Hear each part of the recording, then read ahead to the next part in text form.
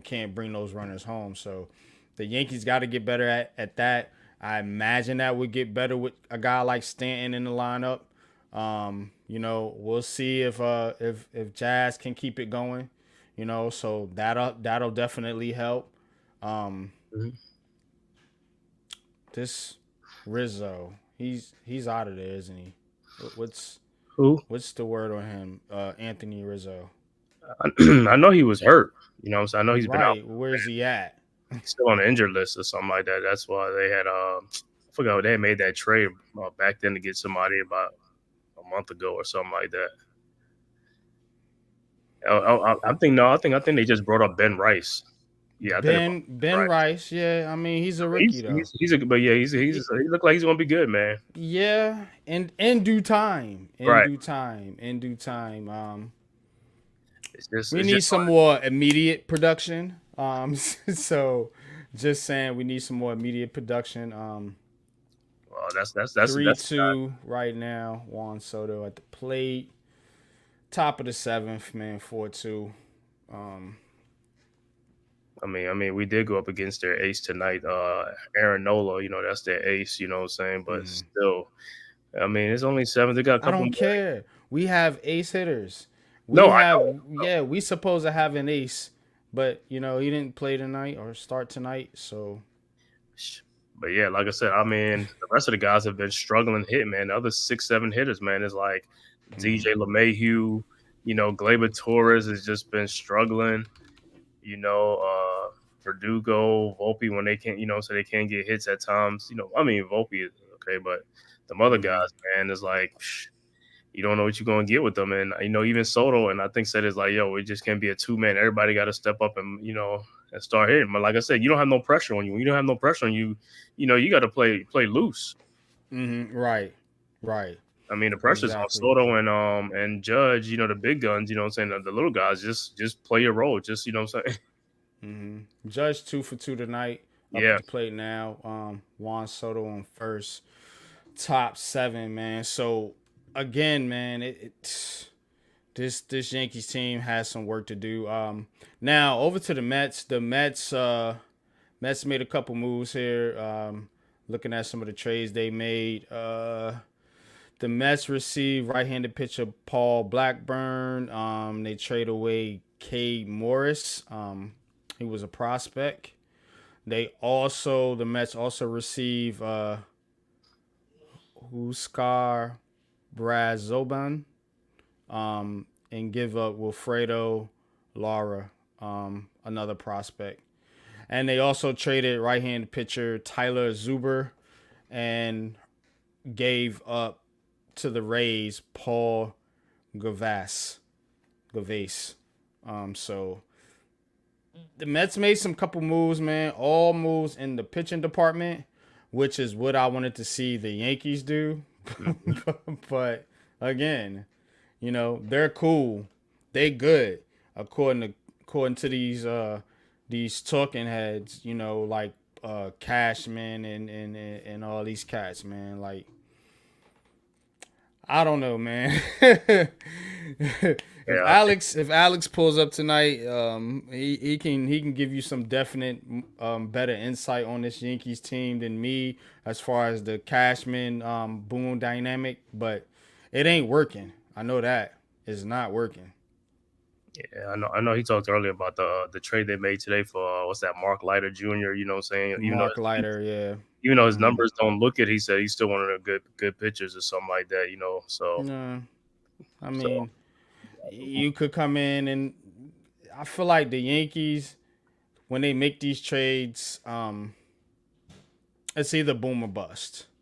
It's like they'll get somebody that'll come in like like um like Jazz is here just now did. They'll come in and they'll make a trade and somebody they'll come in and they'll light it up, mhm. or you'll get a what's my man's name? They made a trade for way back in the day. Cat from the Red Sox came to the Yankees. Are you talking about Was dog shit. hold on, are you talking about like Benintendi? Nah, it was Yeah, I know who you're talking about. Oh man, it's like ah, I know who you're talking about. outfielder. Yeah, what's his Right. name? Oh man, and yeah, you're right. He came in. He didn't do too much Yeah, like he that. was ass. Pause, man. But Oh, I know like you're talking about Jacoby Ellsbury. Ellsbury, right? He was dog doodle. Right. Pat, what's good, bro? Appreciate you tapping in. It was good, bro. I don't think he can hear us. He ain't got his earbuds in yet, but Oh, okay. Okay. um, Yo, what's yeah. going on, fellas? Oh, you can hear us now. All right, cool.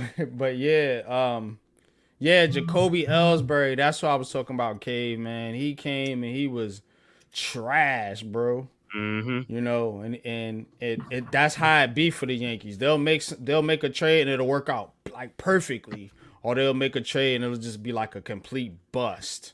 Right. Like it's no in between. So but what's good with you, Pat, man? Appreciate you tapping in, man. What's up on you? What's up with you? Everything going good. Shoot, just got done doing a carpet cleaning job, so I came in and say what's up. I can hear it in your voice, bro. It's like Yeah. The big blue crew is on the grind, man. We're on the grind, man, to bring you bigger and better things. Pause. But yes, that's what we're here to do, man. So definitely, man. I'll be at it too, man. I'll be at it, man. Alex, there he is. My man Alex, just the man I want to talk to. About these goddamn Yankees. Y'all traded for somebody, didn't y'all? Yeah. We traded for what you said, Mark Leiter Jr. Mark Leiter Jr. and then Jazz Chisholm the other day. Jazz Chisholm. Jazz has been tearing. Jazz is nice. Right. Yeah, I don't know about this Mark Leiter Jr. But you know, some of this falls on the Yankees defense too, because I mean, the pitchers have been pitching good, and the defense just be making some boneheaded mistakes out in the field, costing games, That's losing true. games. That is true. The defense is not. I mean, the Yankees are they're like a swing and miss team right now. Oh, hold on. Alex and a Padres reliever who's complete. Oh man, we done for the Padres reliever, and he's complete. Oh man, come on! You know what I'm saying, man? See what I'm saying? When I talk Yankees, this is when I turn into to guys like Miz and people like that. Some of these like want to curse this team out type fans because to me it's the expectations. The Yankees had the most expectations out of any team in New York. Any team that we talk about on this show, the Yankees have the most expectations. Yeah, They are expected to win a championship damn near every season. The Giants ain't like that. The Mets, Nets, Knicks, none of these teams are expected to win a title almost every single year, and damn near every single year since what? Look, I got my World Series Was that 2009 poster back there. 2009 or somewhere around there? was the last time. So again, that is 15 years. I mean, it just looked like the trades we making now is not like the old Steinbrenner. The old Steinbrenner used to get like Jason Giambi. He used to make some big time moves. Like the trades we making now is for like third tier or like guys who won't even move the needle sometimes. You know what I'm saying? It's like, oh man, did he just do it again? Yes, he did. We in the lead now. Chaz Chisholm just left a 3-run home run. Just left the yard. Yeah. I'm a little behind you. Pause on the stream. Man, this dude is like fish. Yep, 3 right 1-2 pitch. Took it. 3-run home run, Yankees. Yankees up. 5-4. Because he was a guy that the Marlins was like they were supposed to build their team around him, Chaz Chisholm and stuff like that. But the Marlins for some reason. See what I'm saying? This the type of cat you need. Somebody that's going to bring a clutch hit, deliver a clutch hit. Somebody again who was on base: Soto, Judge, this is what we talking about. It's when it counts. Your big time hitters get on base. You need somebody that they can't hit home runs every goddamn time. You want them to, but hell, Facts. You need a somebody base, to be the RBI guy. right? Have a good sluggo percentage. Mm-hmm. Hey, you need some contact hitters to get guys on base. You know what I'm saying? Right. Who's y'all Torres ain't been leadoff able man? to do it. The leadoff man is It was Volpe. Is Volpe. I think it's Volpe. His thing is Yeah. Does he get on base? That's the thing. Volpe's been doing pretty good.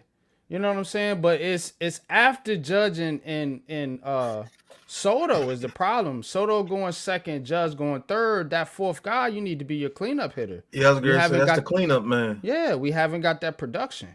I sent you the link, Alex. If you got time, you could jump on the show and give us some more insight. But bro, Torres has been ass.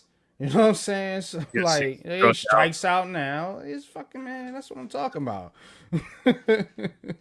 You know what I mean? This guy, Chaz, whatever, he's fucking saving the day right now. Right. I mean, so far we've been we don't want like 2 in a row or something like that. I mean, since we got him. Yeah, 3 in a row. 2 in a row since we got him, but this is the third game. Yeah, we win this one. This will be 3 in a row since the trade. And yeah, man. Mosley, what's good with you, man? Appreciate you tapping in, bro. Says Nets, Mets, Devils, Giants. Yup, I agree with 2 of those. Yeah, what you call like our leadoff hitter? He hasn't been like leadoff hitters in the past where them guys used to get on base like consistently. Let me see who's leading off. Who is leading off? I think it's Volpe today. It's Volpe tonight. Usually it is Volpe. I think they switched it up the other night though, but because I can remember when back in the day that was a big thing, man. Your leadoff guy. Yeah, I think the other night it was Verdugo.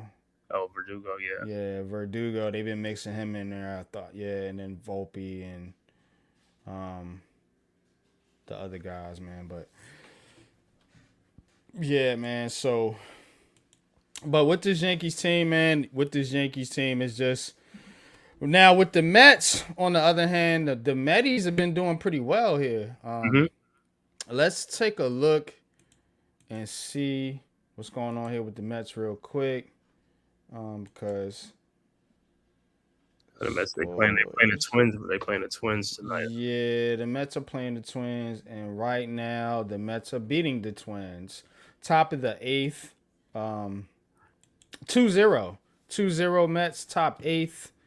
Let's see who they got on the mound here today.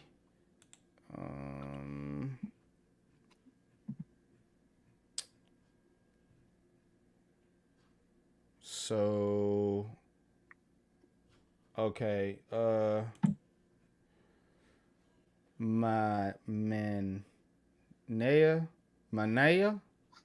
that is.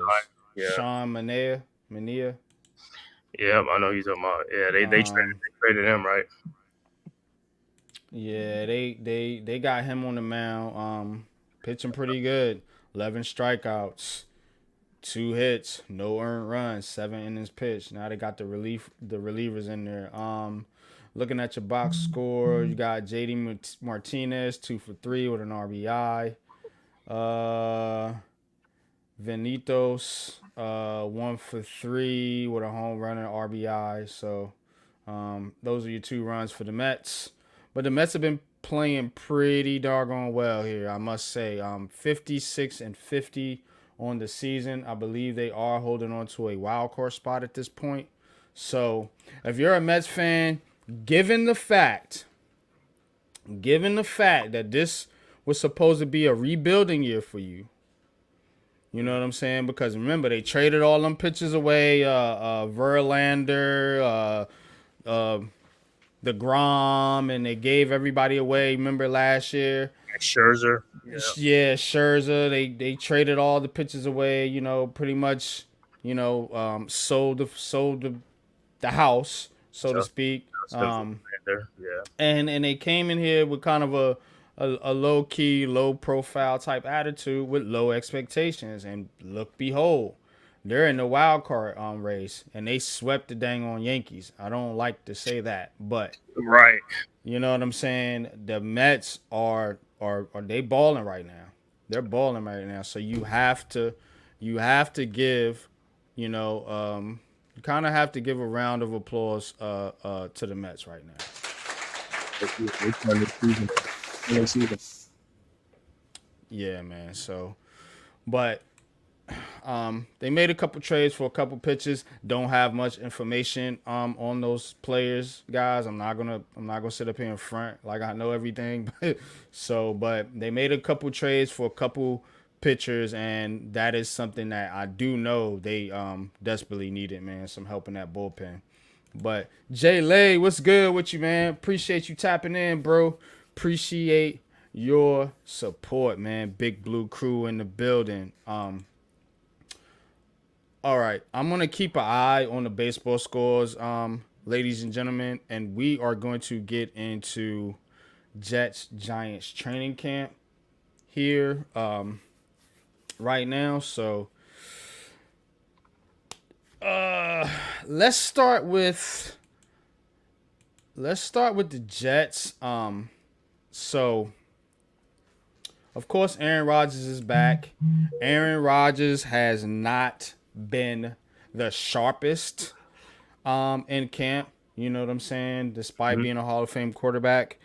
And I mean, he's still trying to get some timing down with some of the receivers. Coming over Mike Williams, some other cats. Of course, he has the rapport with Alan Lazard. Also Garrett Wilson. Garrett Wilson is legit, man. I'm interested to see where Garrett Wilson is going to take his game. If he can take his game to that Justin Jefferson, Jamar Chase type status. Because dude is good. Yeah. Dude is pretty good, man. And remember, he been working with some cheeks at QB. Let's just keep it a buck. You know Yeah, but saying? quarterbacks make the receiver. Right. Right, Pat.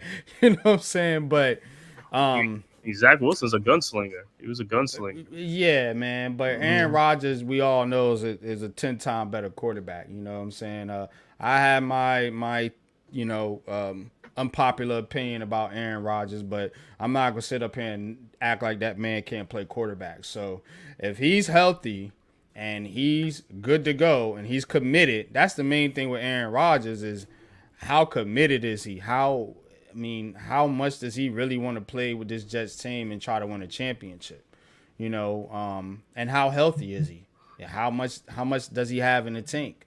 I can't imagine it be any worse than what the Jets dealt with at quarterback last year. So if he's good to go, I think the Jets gonna have a pretty good season, man. But they're still trying to figure it out, of course, like most every team during training camp. So Aaron Rodgers has had his ups and downs, but one player of note,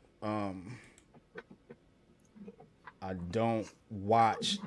I can't watch everybody's training camp, guys, man. But I do try to catch news and notes, and it is, what is this guy's name?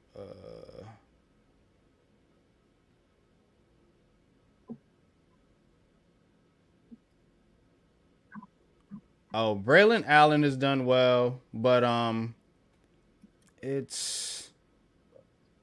I know that center been having Yeah, the only thing I know about Jets camp, man, is that Aaron Rodgers and Zach Wilson were arguing with each other. That's the only thing I know about Jets camp. It's a. And I heard what's name was the center Titman, like he was like Titman was having some issues. Yeah. So glad we didn't draft him. Yeah, me too, man. Malik Taylor. That's the cat I was thinking about. Malik Taylor, wide receiver, has had an impressive start to camp. He was I think he was out there in Green Bay with them. Brought in as a UDFA. So yeah, if the Jets can get, it's Malachi what's his name? Corley. Corley. He isn't. Yeah, done a whole- Malachi Corley from Yeah, he hadn't done a whole lot out there, man. So, the Jets are look. When you look at this Jets roster, and if you go check out my AFC East preview, I kind of broke it down a little bit. When you look at this Jets roster, there's not a really lot of at the skill position. Like you think about it, you got Brees Hall, you got solid play at the running back. Brees Hall and Braylon Allen are going to do damage. Braylon Allen is running people over in Kent right now. You know what I'm saying? So, but when you look at the receiving core, I mean, you got Garrett Wilson, and then you got Mike Williams, who's I feel like he's kind of past his prime a little bit. And you really don't have a lot else outside of Alan Lazard. And depending on how you feel about Lazard, I mean, it's kind of iffy. You know, I mean, you do have Conklin and Rucker at tight end, but you know, again, it's going to come down with this Jets team to this offensive line. And the way it's going to come down to the offensive line, it's going to come down to health. I don't think it's going to come down to them not being able to block. It's going to come down to health. You got guys like Morgan Moses, Elijah Vera Tucker coming off the injury, Tyron Smith, who was off injured in Dallas in recent years. So you gotta kind of wonder about that. And then you have an aging quarterback on top of that. You know, now Tyrod Taylor is a serviceable backup, as Giants fans know. But again, that's you kind of don't want to have that scenario. You know, especially if you're thinking about trying to compete for a Super Bowl, which I have to believe that's the expectations for this Jets team. You didn't bring Aaron Rodgers over here to you know, go out in the first round of the playoffs. So I mean, that's kind of how I feel about it, man. But how you guys feel about the Jets and if you have anything on training camp so far? I don't really care about the Jets, to be honest with you, but I do feel that their defense might still be the same. If Aaron Rodgers can be healthy, they might be able to make a little bit of noise.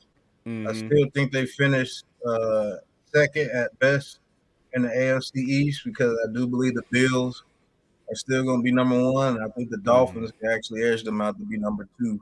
Just depends on how Tua plays with that new money that he's got. But I think the Jets can make a little bit of noise, man. I definitely know they're no pushover for sure. Yeah. Yeah, Cave, what you got? As far as the Jets, I mean, everybody know their defense. You know what I'm saying? The defense is going to be the calling card this year. But, you know, with Rodgers back now, you know, he do got some weapons. Like you say, like Garrett Wilson and Braylon Allen and Brees Hall and the running back. So, I mean, he got things to work with, like I said, because the Jets, you know, they was only missing a quarterback like they've been saying the last couple of years, you know. So they just got to see how Aaron Rodgers returned from his ACL because, you know, they was teasing us last year. Some saying he was already back. He's ready to come back 2 months later or something. Yeah, that's stupid stuff. Like he was going to come back and make a playoff run with them. That team wasn't going no damn where. But they supposed to be one of the top teams in the AFC East, man. So hey, there's no excuses. You know what I'm saying? They got everything in place, and they're one of the top contenders, supposedly contenders this year. You know what I'm saying, for a Super Bowl run. So we'll see how it pans out. So I mean, they definitely the coach, he's definitely on the hot seat. Saleh, you know, so because they have their expectations, they have high expectations this year. Fire. His seat is on fire right now. But yeah, Coach, yeah, we'll be here, bro. You know where the link is. You know how to get in with the show. Alex, like I said, you got the link too. If and when you're ready, you could tap in. So we could talk some Yankees, some Giants. I know you was at camp. But yeah, just with the Jets, because I don't get to talk about the Jets much. I mean, we spend a lot of time talking about the Giants and their drama and everything, man. But I say with the Jets is like their offensive line this year. You know, that's the line. That's another thing with their line. Like, you know, how they going? You know, because I think Vera Tucker, he's finally back, but he's been injured a lot the last couple of years. Yeah, you know, he missed most of all of last year, I believe, and he's still coming back. But when he's out there, he's look, if healthy, like I said, the 5 that they're putting out there are solid. They're legit. But health is real key. Like they said, like who's like the center? Like I know Titman is playing, so I don't know if he's going to be playing center this year. For that'd be a new. That's a Let because he me didn't play much look last year. up. I just did Their depth on the offensive line, like I just did like I said, if you guys want to go check out the I saw it. check out the my preview, man. But they have Titman, like you said. They got John Simpson, the cat from Baltimore, Tyron Smith at left tackle, Right. Verrett Tucker at guard, and then Morgan Moses at the right tackle.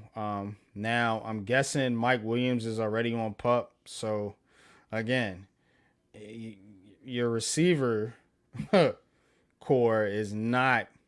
You got Xavier Gibson, okay, Garrett Wilson, Alan Lazard, Malachi Corley, and Jason Brownlee, and then the Malik Taylor cat that I talked about that's showing out in camp. But I I don't know. I mean, it seems kind of thin to me, to be honest with you. I think if they could have made the move for what's my man's name out there in, with the Raiders, Devontae Adams. I think that would if I'm a Jets fan, you know what I'm saying. That would have made me feel. I don't know if Luca's listening or Buko, but if I was a Jets fan, that would have made me feel more comfortable if they went out and got like a Devontae Adams, because right now, Garrett, like I said, Garrett Wilson is a true number one. He's a stud, man, but he ain't got much else behind him, to be honest with you. And I don't trust Mike Williams, and he's already on PUP. That dude stays hurt. Like he might not give you 8 games.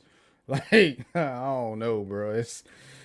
It's gonna be tough for the New York Jets, man. But I'm with Pat. I kind of see it as the Bills division, and I think the Jets and Dolphins, I mean, flip a coin. I think whoever stays healthy the longest, or whoever gets healthy at the right time, I think, because I think both of them teams are gonna have some injuries, problems. I feel like some attrition problems as the season goes along. I think you're definitely gonna have to wonder if they're gonna both make it through the season healthy, you know, and if so, I mean, flip a coin. I think those are two evenly matched teams, but I think the Bills, the continuity, I think they got the best defense. Maybe not the best defense. I think they got the best overall team. Let's put it like that. When you got when you put the coaching staff, the defense, the quarterback, and everything combined. Now they're gonna have some challenges with getting some of these skill position players because they're young and they're rookies. A lot of them. Mm-hmm. They're gonna have some challenges getting them up to speed, but if they do, I think they'll be on top of that division, and it's gonna be up to the Jets and the Dolphins to play catch up.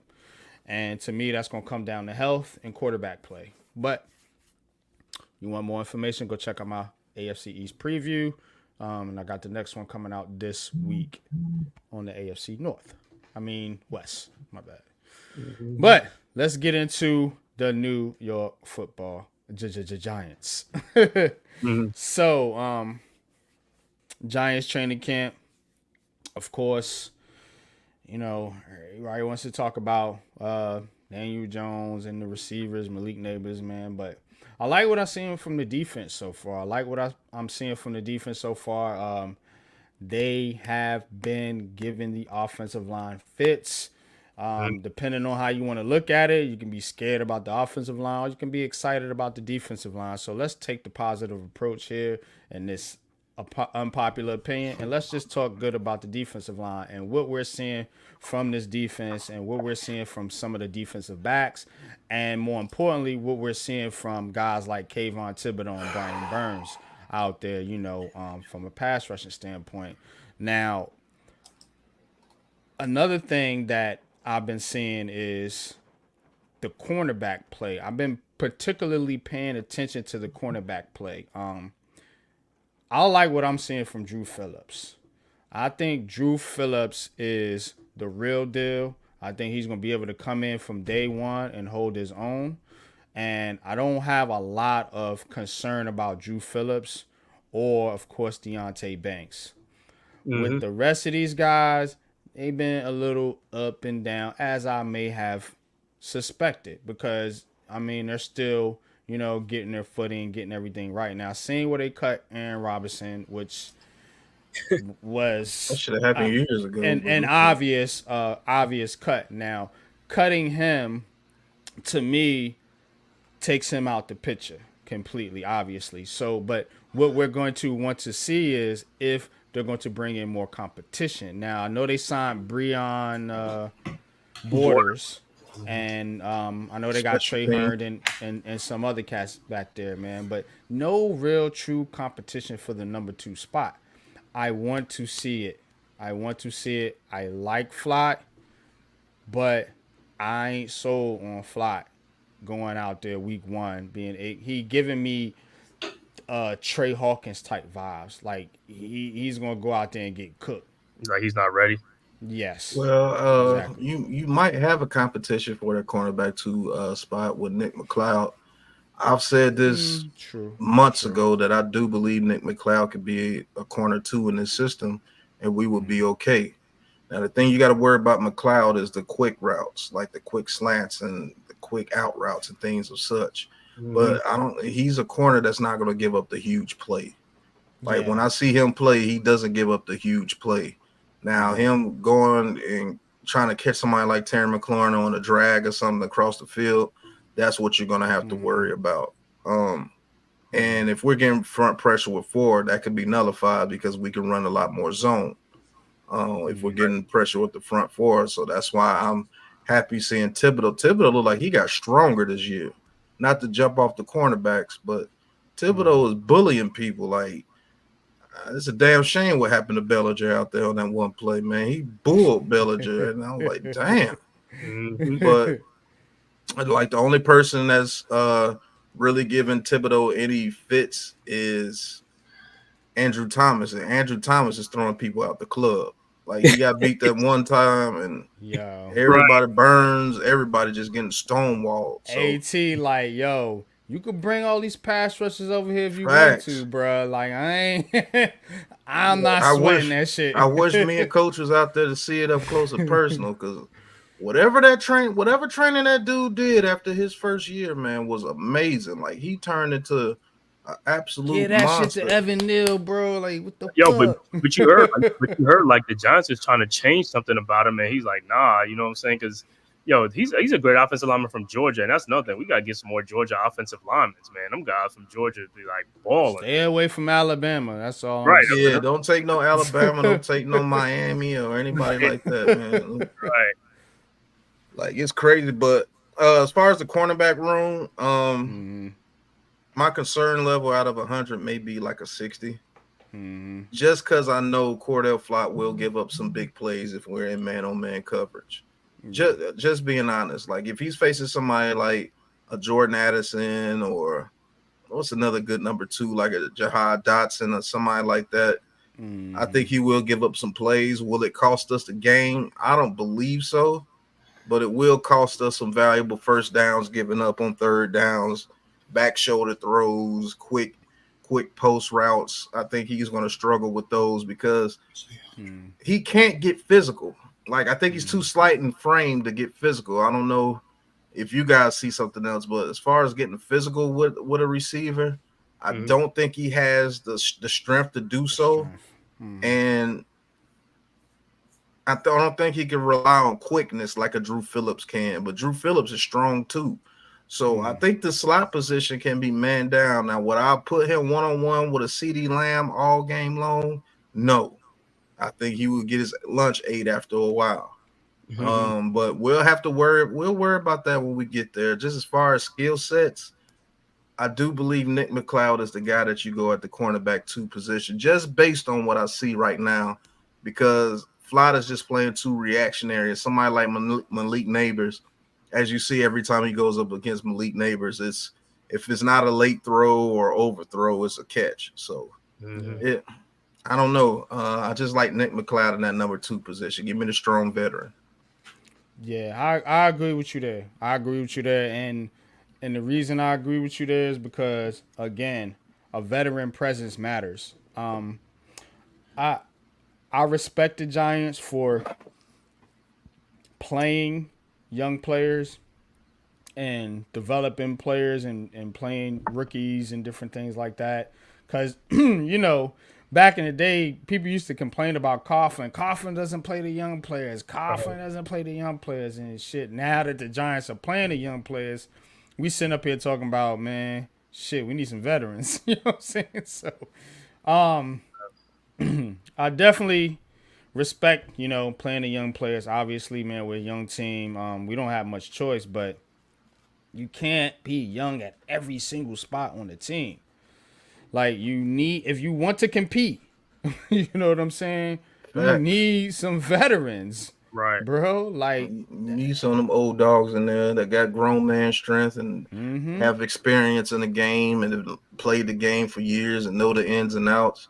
Maybe they're not as talented as far as athletic wise as the younger guys, because athletically Flott is superior to McLeod. But I just think McLeod's just a more intelligent corner right now. Not saying that Flott is dumb. He's still very young. absolutely. I'm gonna bring Coach into the mix. Coach, you good, bro? What's up with you? Yeah, what's up, man? How you feeling, man? I'm all right. Yeah, how about you? I'm sorry, I'm just Maintaining. watching. I'm watching the Olympics, the 800 freestyle finals right now, and America's fighting to take over the lead right now versus Australia. Okay. Okay, cool. We're gonna get into some Olympics basketball here a little bit later, man. But I'm just I got my eyes on the Yankees game. So but Coach, hmm if you've been paying attention to the camp, um I'm just trying give me to. a just It's just that everything I get is all negative, and Facts. it's hard to tap in and want to be involved and just get reports when, and I'm not just talking about fans, I'm even talking about reporters.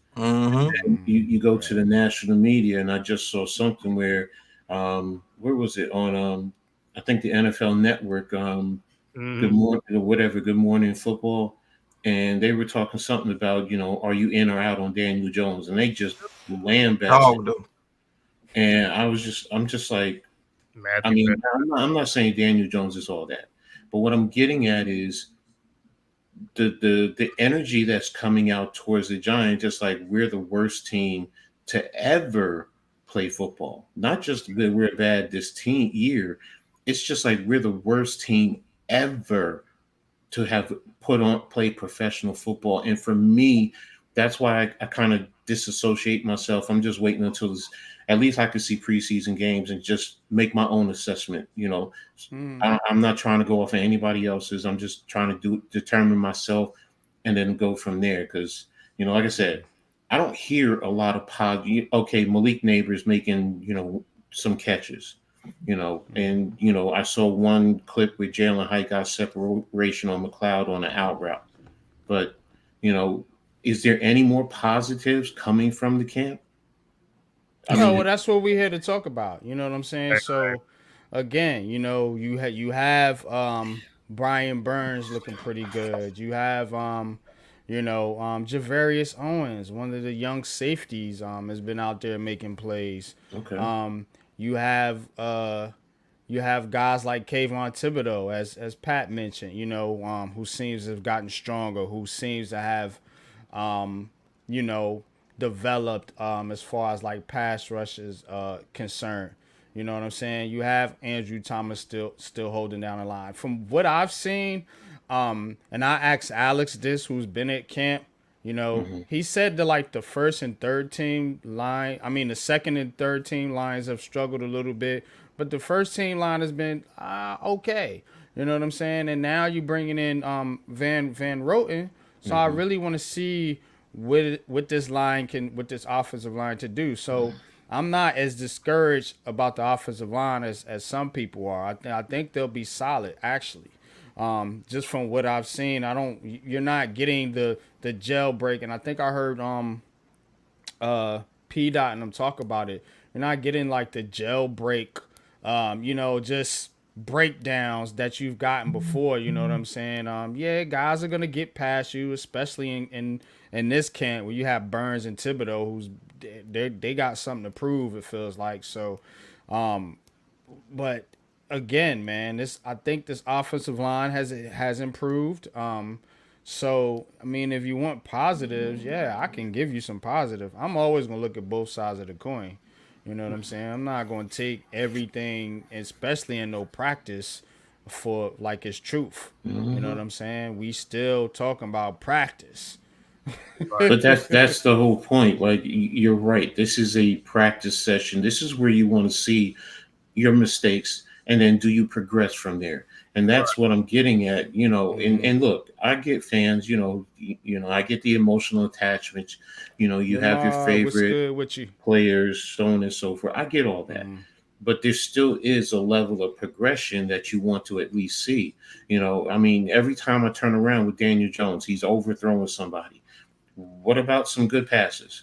Are you telling me that every pass is terrible? That's what they want you to believe, Coach. No, I mean, I'm not going to believe that. I'm just saying, why are you putting that out there? Because then, you know what? Yeah, I know why they put it out there, because it gears it towards their narrative. So at least be fair. That's all I'm looking for. Be fair. If you're going to be critical, then you gotta put some positivity out there also. Because if not, then you're not being objective. You're just being, to me, you're just basically saying this is what I think, and that's it. And basically I'm tapped out, and I don't care if he does anything good. I only care about the negative. So it justifies why I don't like him. Right. So, so I mean, look at me with Evan Neal. What did I say? I said it's hard for me to justify, and y'all know, but I'm about the team. I want this team to be successful. And if it means Evan Neal goes to the bench, okay, Evan Neal, you go to the bench. If we're gonna win, then you go to the bench, bro. Because in the end, that's what it's about. And that's as a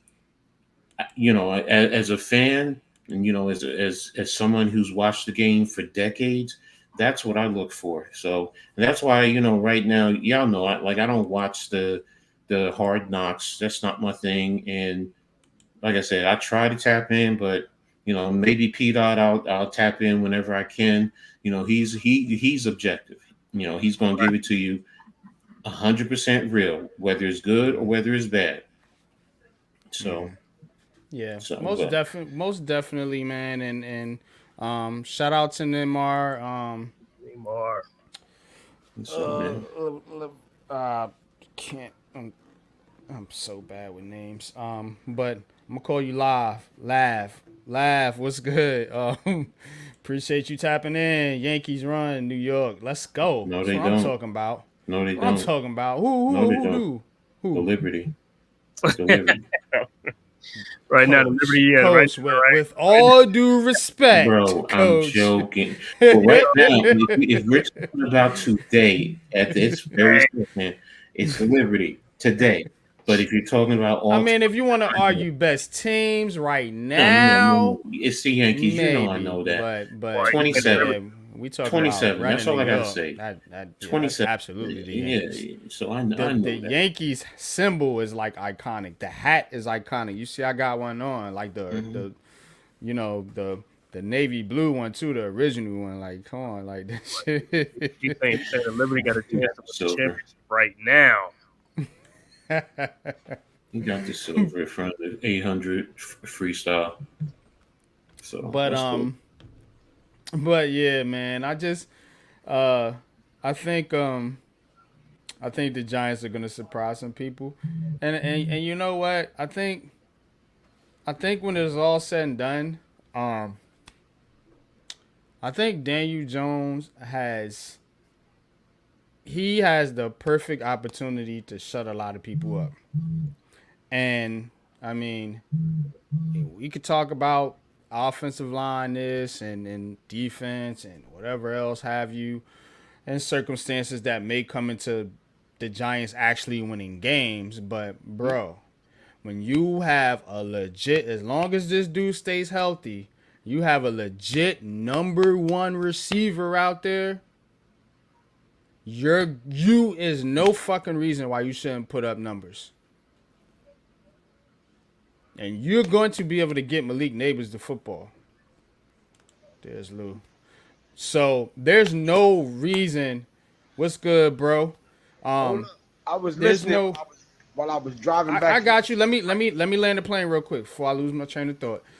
So there's no reason why Daniel Jones should not put up decent fucking numbers this year. As long as Neighbors is out there, Phenomenal numbers.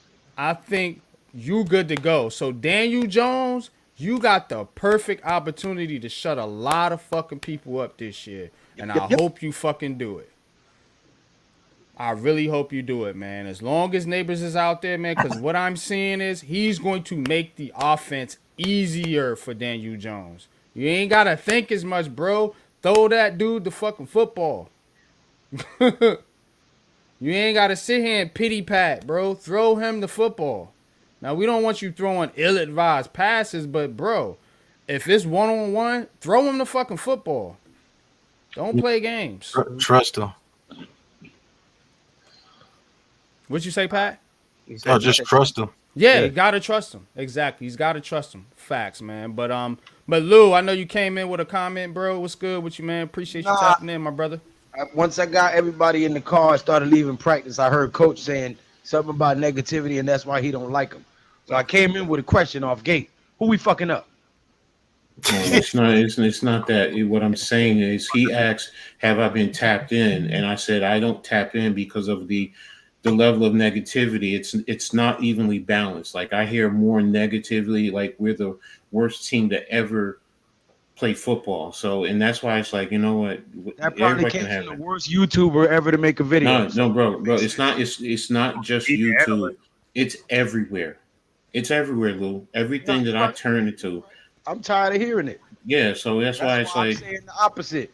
Greatest show on turf, Big Blue version. 42 touchdowns in the air and 8 on the ground for DJ. Let's go. okay. Negativity only wins if you feed it. So that's why I've backed up off the Twitter spaces and different things like that, man. And it's not because I personally, I don't mind the smoke, to be honest with you, but it's not helping anything. You know what I'm saying? It's not healthy. It's not helping anything. And it's not healthy for us, for our crew, for our group. You know what I mean? So it's not healthy for the brand. Right. Exactly. So I don't need to engage in all the nonsense. You know what I mean? But again, we want to be objective about the Giants. I'm not gonna sit here and paint this team like it's some fucking rosy colored team. Mm-hmm. Like, these motherfuckers been ass for years, bro. You have a right to have some negative tone about this team, but just keep it fair, man. Just keep it fair.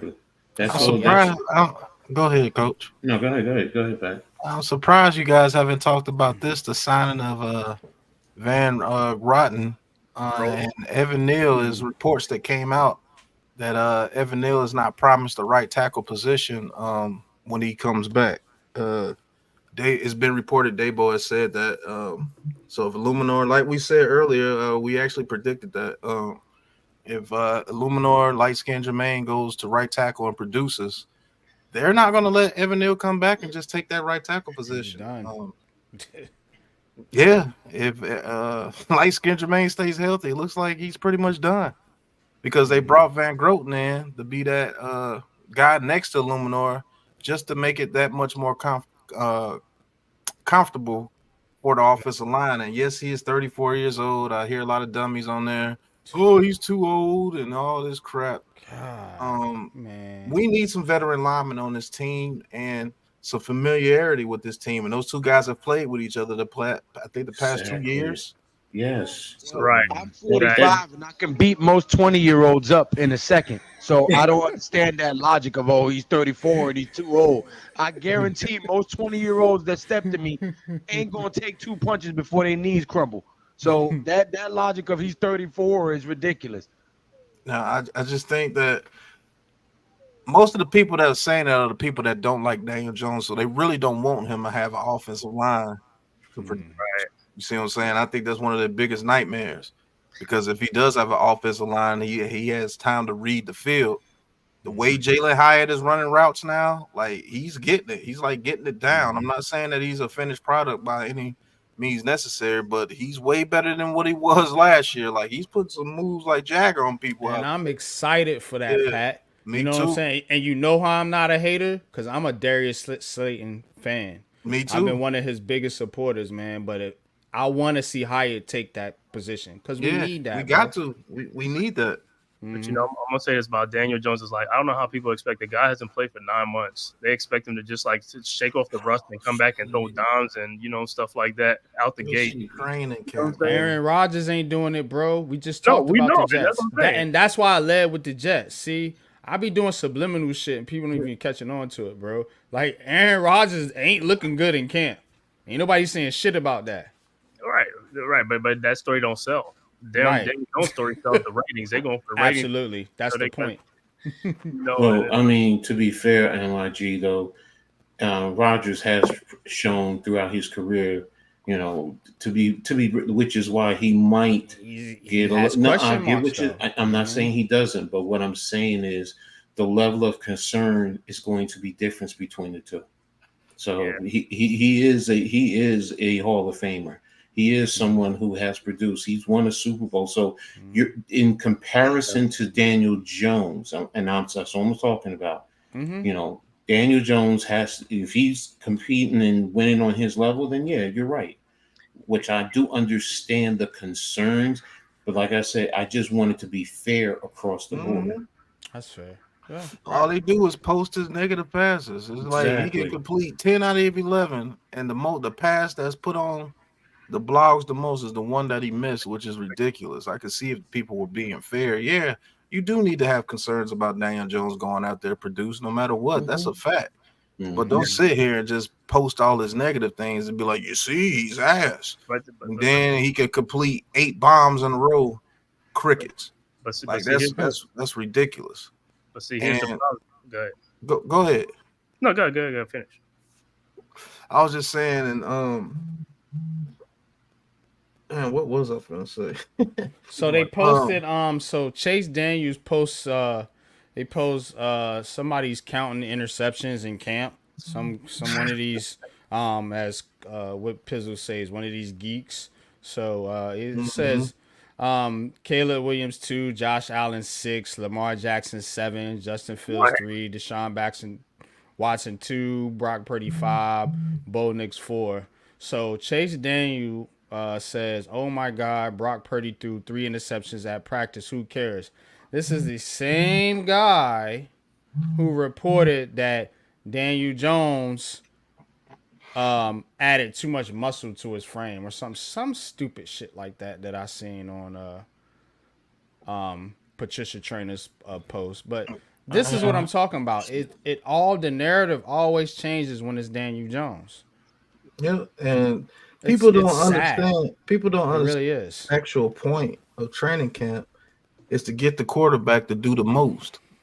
Find out what you can't do. Find out if you can throw the ball between 3 people and hit your receiver. And if you can't do that, okay, we're not going to do that in the regular season. You got to know your weaknesses in order to make yourself stronger. And that's what training camp is for. That's what I would do. Okay, let's see if you can fit that ball in there. Oh, well, looks like you can't do it, sir. So we ain't gonna do that in the season. It also allows you to see if you throw a ball like that in the regular. It allows you to see what your overall what your offense or defense is able to do with specific plays, like you're saying, Pat. If you have to pull it out of the playbook completely, you pull it out. If you see that, you know what, with a little bit more practice, then they can get it, then that's fine. That's fine. But you're 100% right. This is where you work on the techniques, you work on the continuity. I know NYG. Oh no! These dudes is ass. I'm sorry. Oh my God! These dudes is crap. Defensive again. The defensive. Oh, this is what always happens. But the thing with Daniel Jones that I don't like is how they always comparing him to other quarterbacks who played on a lot of great teams. That's what the Daniel Jones teams have been ass the whole time he's been in the NFL, and they want to compare him to, like Aaron Rodgers and all these other guys, and also it's like those guys played with a lot of great teams. They had a lot of great teams they played with. You know what I'm saying? It's like you Just- can't compare them. You cannot compare them. Just compare them to quarterbacks that had ass offensive lines their That's what whole I'm career. saying. Right. Like the only quarterback that I know that balled that had a situation like that was Andrew Luck, and he had to retire because he kept getting hit. He had to retire at a young age. So And you ask them all these other quarterbacks, if you ask them during their career, did they have the best like talent level? Did their talent skill players? Yup. Did they have Hall of Fame players? Yup. Did they have a good offensive line? Yup. Did they have like a top 10 offensive line? Yup. And then a lot of them had the defenses behind them. Right, but if you're going to tell me like they had the 30th ranked offensive line their whole career with no weapons and no nothing, and they succeed, yo, show me that person who's in the Hall of Fame. Let me see that person. What's good, Mosley, Neymar, Tommy, Leaf? What's good, man? I see y'all in the chat. Appreciate y'all tapping in. But look, man, with this Giants team, man, you know, I just want to see some progress, especially from this offense. Now, I know, Pat, you was talking about Dable calling the plays. I watched the video. Good video, man. Y'all go watch that. Yeah, I saw him. Good. I think it is in the best interest for Brian Dable to call plays because guess what? If you're gonna make your way here in New York, you gotta do it your way. You know what I'm saying? Like you gotta do it your way. You gotta do it how you see fit. You know what I'm saying? And you can't, you know, let Mike Kafka or somebody else's feelings or somebody else trying to get a coaching job or whatever the dynamics is get in your way. Now, it might seem foul to Mike Kafka, but again, as I mentioned time and time again, Mike Kafka got a promotion. They are ultimately training Mike Kafka to be a head coach and be more than just an offensive coordinator. Now, if he wants to come in here and call plays, that's cool. You go sink or swim with that. Now, if Dable's calling the plays and the offense does good, guess what? You know, that still goes on Mike Kafka because he's technically the offensive coordinator. But if it fails, guess what? It ain't going to be on Dable. They're going to blame Mike Kafka, throw him under the bus, and he's going to be out of here. So, again, when I said this shit wasn't, and people like to fucking joke me, but they don't actually listen to the words that I'm coming. Are you listening to the words that are coming out of my mouth? Like, they don't understand, bro. This is a good thing for Mike Kafka, and it's a good thing for Brian Dable. You know what I'm saying? Because if it goes well, guess what? They all win. And if it fails, guess what? It's going to fail regardless, and there's going to be questions, and 9 times out of 10, Kafka's going to be out of here, and Dable might be too. Who knows? You know, I don't think it's going to go down like that, but who knows? The way this fucking crazy-ass town is with these sports As long teams. as it's not an absolute shit show for the whole year, I don't think anybody goes anywhere, to be honest with you. Now, Kafka may leave because I believe that relationship between him and Dabo is on very thin ice. And believe it or not, you're not seeing Kafka anywhere. And I just believe that they're like, hey, look, we're going to train you to be a head coach. If we do a good job, you'll get a head coaching job. We get our 2 third-round compensatory picks for you, basically. Basically, yeah. Yeah, I agree with that, man. Get 2. I think get 2 for like what's the name for Bruce? What's Bryce? Yeah, Brandon. If we have a good season this year, he won't be here either. He'll be a GM somewhere. So you get that's gonna suck though. That's gonna suck. Appreciate you, man. Thanks for tapping in, man. Thanks for supporting the show. But sorry to change subject NYG, but the Yankees blew it. Yeah, man, that's what I'm talking about. That's exactly why I was saying what I was saying earlier. Like, this team is fucking ass, man. The defense costing them the game. I'm sick of them, bro. Well, I want to tell you guys something.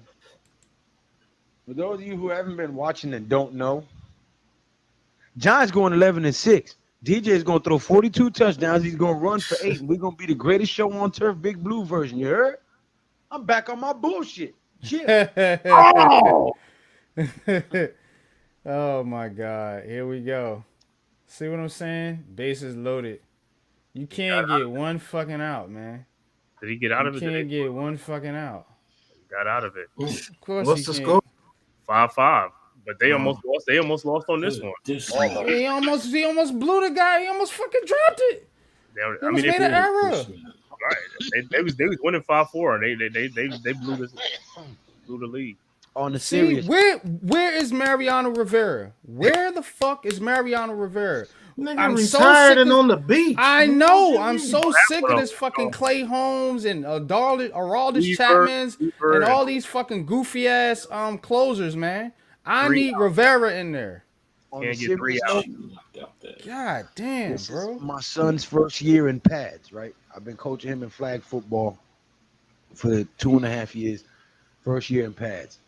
Today was the first padded practice. Well, yesterday was the first padded practice. Today was the first padded practice where they hit. Mind you, my son's first time playing in pads or tackling. Everything has been flagged. We line up to do drills. Kid is a little bit bigger than my son. They're the same height, but he's a little, stocky. Blows my son up. Okay. My son gets up, looks at me, looks at the kid, claps his hand and lines back up. Coach is like, it ain't your turn. Go to the back of the line. He's like, no, I want to go again. I'm like, yeah, that's my boy.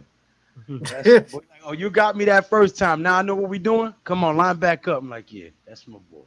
That's my motherfucking boy. I'm telling you. Yes, sir. That's great, man. That's what you want. That competition.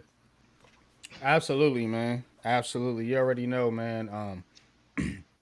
Look, having a competitor at a young age like that, you know what I'm saying, is what you're doing, Lou, is you're giving your son quality values, you know what I'm saying, that are incorporated in sports, like discipline, toughness,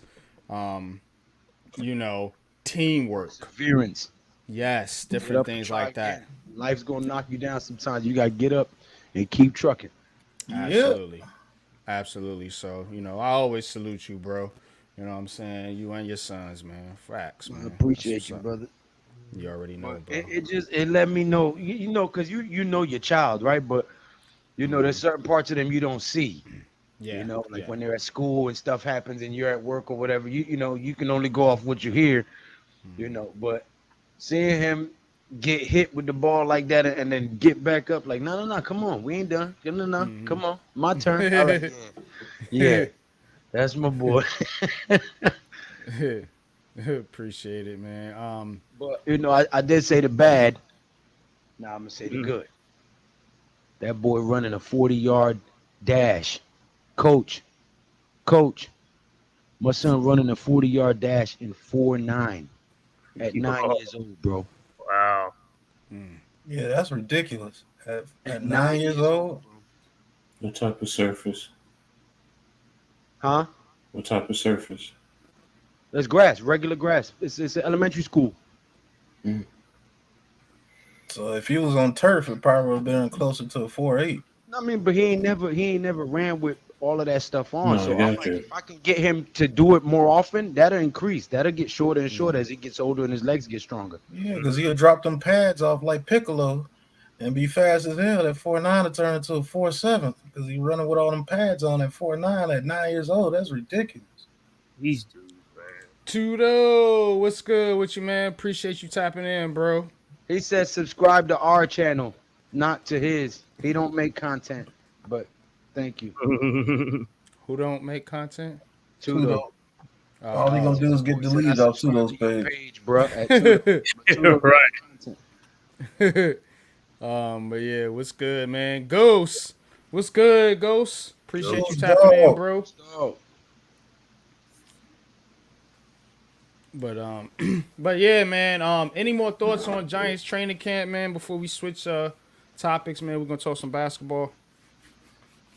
When everybody get their Giants thoughts out right now. well, let me get mine in. Before we change the subject, go ahead. I told y'all a couple days ago, and I'm not talking about y'all on the panel. I'm talking about the viewers. I told y'all a couple days ago in my short video that the Giants were signing Greg Von Ratten. Oh, no, he's just there for a workout, all in my comment section. Y'all Right. want to go back and redress that comment y'all put in my section? It's just a workout.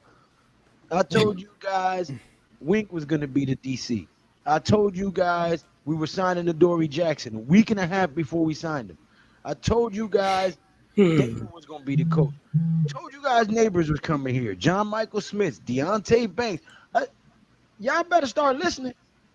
I told y'all the last 14 boxing matches who was going to win. Matter of fact, I'm putting a video out tomorrow about the Crawford and Madrimal fight. So if you're a gambler, you want to keep posted tomorrow so you can hear my breakdown of the Terrence Crawford and Madrimal fight, and you might make you some bread. But the Giants is going to stomp the shit out of a whole lot of people this year. I'm going to keep my piece short because I know NYG got to keep his show moving. But 11-6 back on my bullshit. Let's go. Oh, and we coming to Green Bay to show out on y'all during the draft, Leaf. That cheese hat off, man. Yeah, Leaf. Yeah. Shit, Yeah, man. Turn the camera off. Cheese. Turn the With camera the off. cheese. With the cheese. Listen, Lou, whatever dream you had, look, I ain't gonna lie. Listen, it's doctors that prescribe in these type of things, man, for a reason, bro. Do not fool yourself into thinking that the Giants. Hey, hold on. Didn't we beat you last year? With Tommy DeVito? Pat, y'all did. Yeah, you're right about it, Pat. Y'all did. Listen, shout out to the Blue fellas, but listen, I don't want y'all to even remotely believe that y'all gonna duplicate anything that y'all did in the past. Hey, didn't we beat y'all twice to go to the Super Bowl and win? Hold on. I want Like I said, This the only time I'm gonna say this one more time so Pat can hear. I don't want you to believe that y'all gonna duplicate anything that y'all did in the past. But we just beat you last year. Hold on. You definitely cannot believe that y'all gonna duplicate anything because you don't got Favre nor Aaron Rodgers. That's not a problem for us because the thing is, we graduated 2 Hall of Fame quarterbacks, and now we about to graduate a third. Meanwhile, we beat Favre to go to the Super Bowl, and we beat Rodgers to go to the Super Bowl. So until y'all beat the Giants to go to the Super Bowl, we got you. I think we can beat Jordan Love to go to the Super Bowl. Listen, Lou. Listen. With all due respect, Lou, Pat, even a broken clock is dead at least 2 times a day.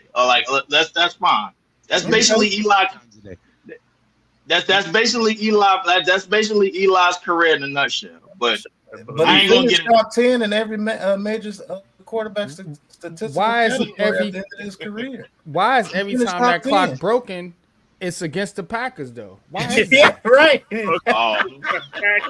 like I said. What's wrong with y'all? Even a broken clock. Even a If we broken so clock trash, is right. what's wrong with y'all? Even a broken clock is right at least 2 times a day, bro. I'm It just happened saying. not once but twice, and then the timeline got cut off. We caught Odell Beckham on a boat, and we all seen what happened. Everybody was up here when Yeah, y'all got lucky that time. Y'all got fucking lucky. That's the outlier. That is the outlier. Us beating y'all isn't the outlier. Us losing in that 2016 game is the outlier. That's the outlier. Us beating you is legit, bro. Fine. If you want to call it an outlier, that's fine. I just call it destiny. That's what I just refer to it as. So how we beat you 2 times back to back in the last 2 regular seasons, where everybody calling the Giants dog shit, and then we beat y'all 2 times. 2 times we beat you, one with Rodgers and one with your brand new spanking quarterback. He got his ass whipped too. So now again, and we beat you when it counts the most in the playoffs. Y'all got a can't 2-game fuck with winning us. streak against y'all. When the Y'all last time can't y'all fuck with beat us. The NFC Championship, not Just saying, the bro. playoffs, the championship, the NFC Championship. Y'all beat Favre in the NFC Championship. Y'all beat A-Rod in the divisional round. Both the Hall of Fame quarterbacks. Right. We beat both of them. Listen, hey, I ain't losing no. The thing is, I don't lose no sleep over it. We at don't. All. We don't either. Right. I don't lose no sleep over it, bro. Like y'all won with that. Y'all won with not Daniel Jones last year, but Daniel Jones the year before in the other game. And then we beat y'all with our 3rd string quarterback in DeVito. Danny DeVito. Okay, fine. Y'all got us with Danny DeVito. Beat y'all with an actor, bro. An actor. We beat y'all with an Let's actor okay. at quarterback. Let's not make it seem. Oh, all Here you right, go, coach. Right, Go ahead, coach. Show coach. them rings, bro. Okay, coach. Hey, listen. Hey, coach, listen. I ain't never ever gonna sit up here and dispute your winning ways at all. Now, as far as the New York Giants go this year, bro, that's a different conversation. This year, okay, whatever. But the way you talking. Well, we can't beat them in the Super Bowl, Nemo. We'll beat them in the NFC Championship game. Here's the thing, though. Here's the thing, Leaf. When it's in the championship run, we beat y'all, but in your house. So your house is really our house. I'm dropping the mic. Go ahead. Well, it was Tell him, coach. It was our house anyway because it's named after a New York Giant coach that came and made Green Bay any good to begin with. Yep. Lombardi was from the Giants. So before he even built y'all house, he had to learn it in New York. That's a fact. Hey, listen, Lou, I'm glad you said that, but he's most remembered here. Not in Giants country, not in the Blueville, not in New Jersey and East Rutherford. He's most remembered right here. No. But when you see this right here, you know what this is. No. That's false. Because if you go back and watch NFL films, most of the clips they have of him was while he was a Giant.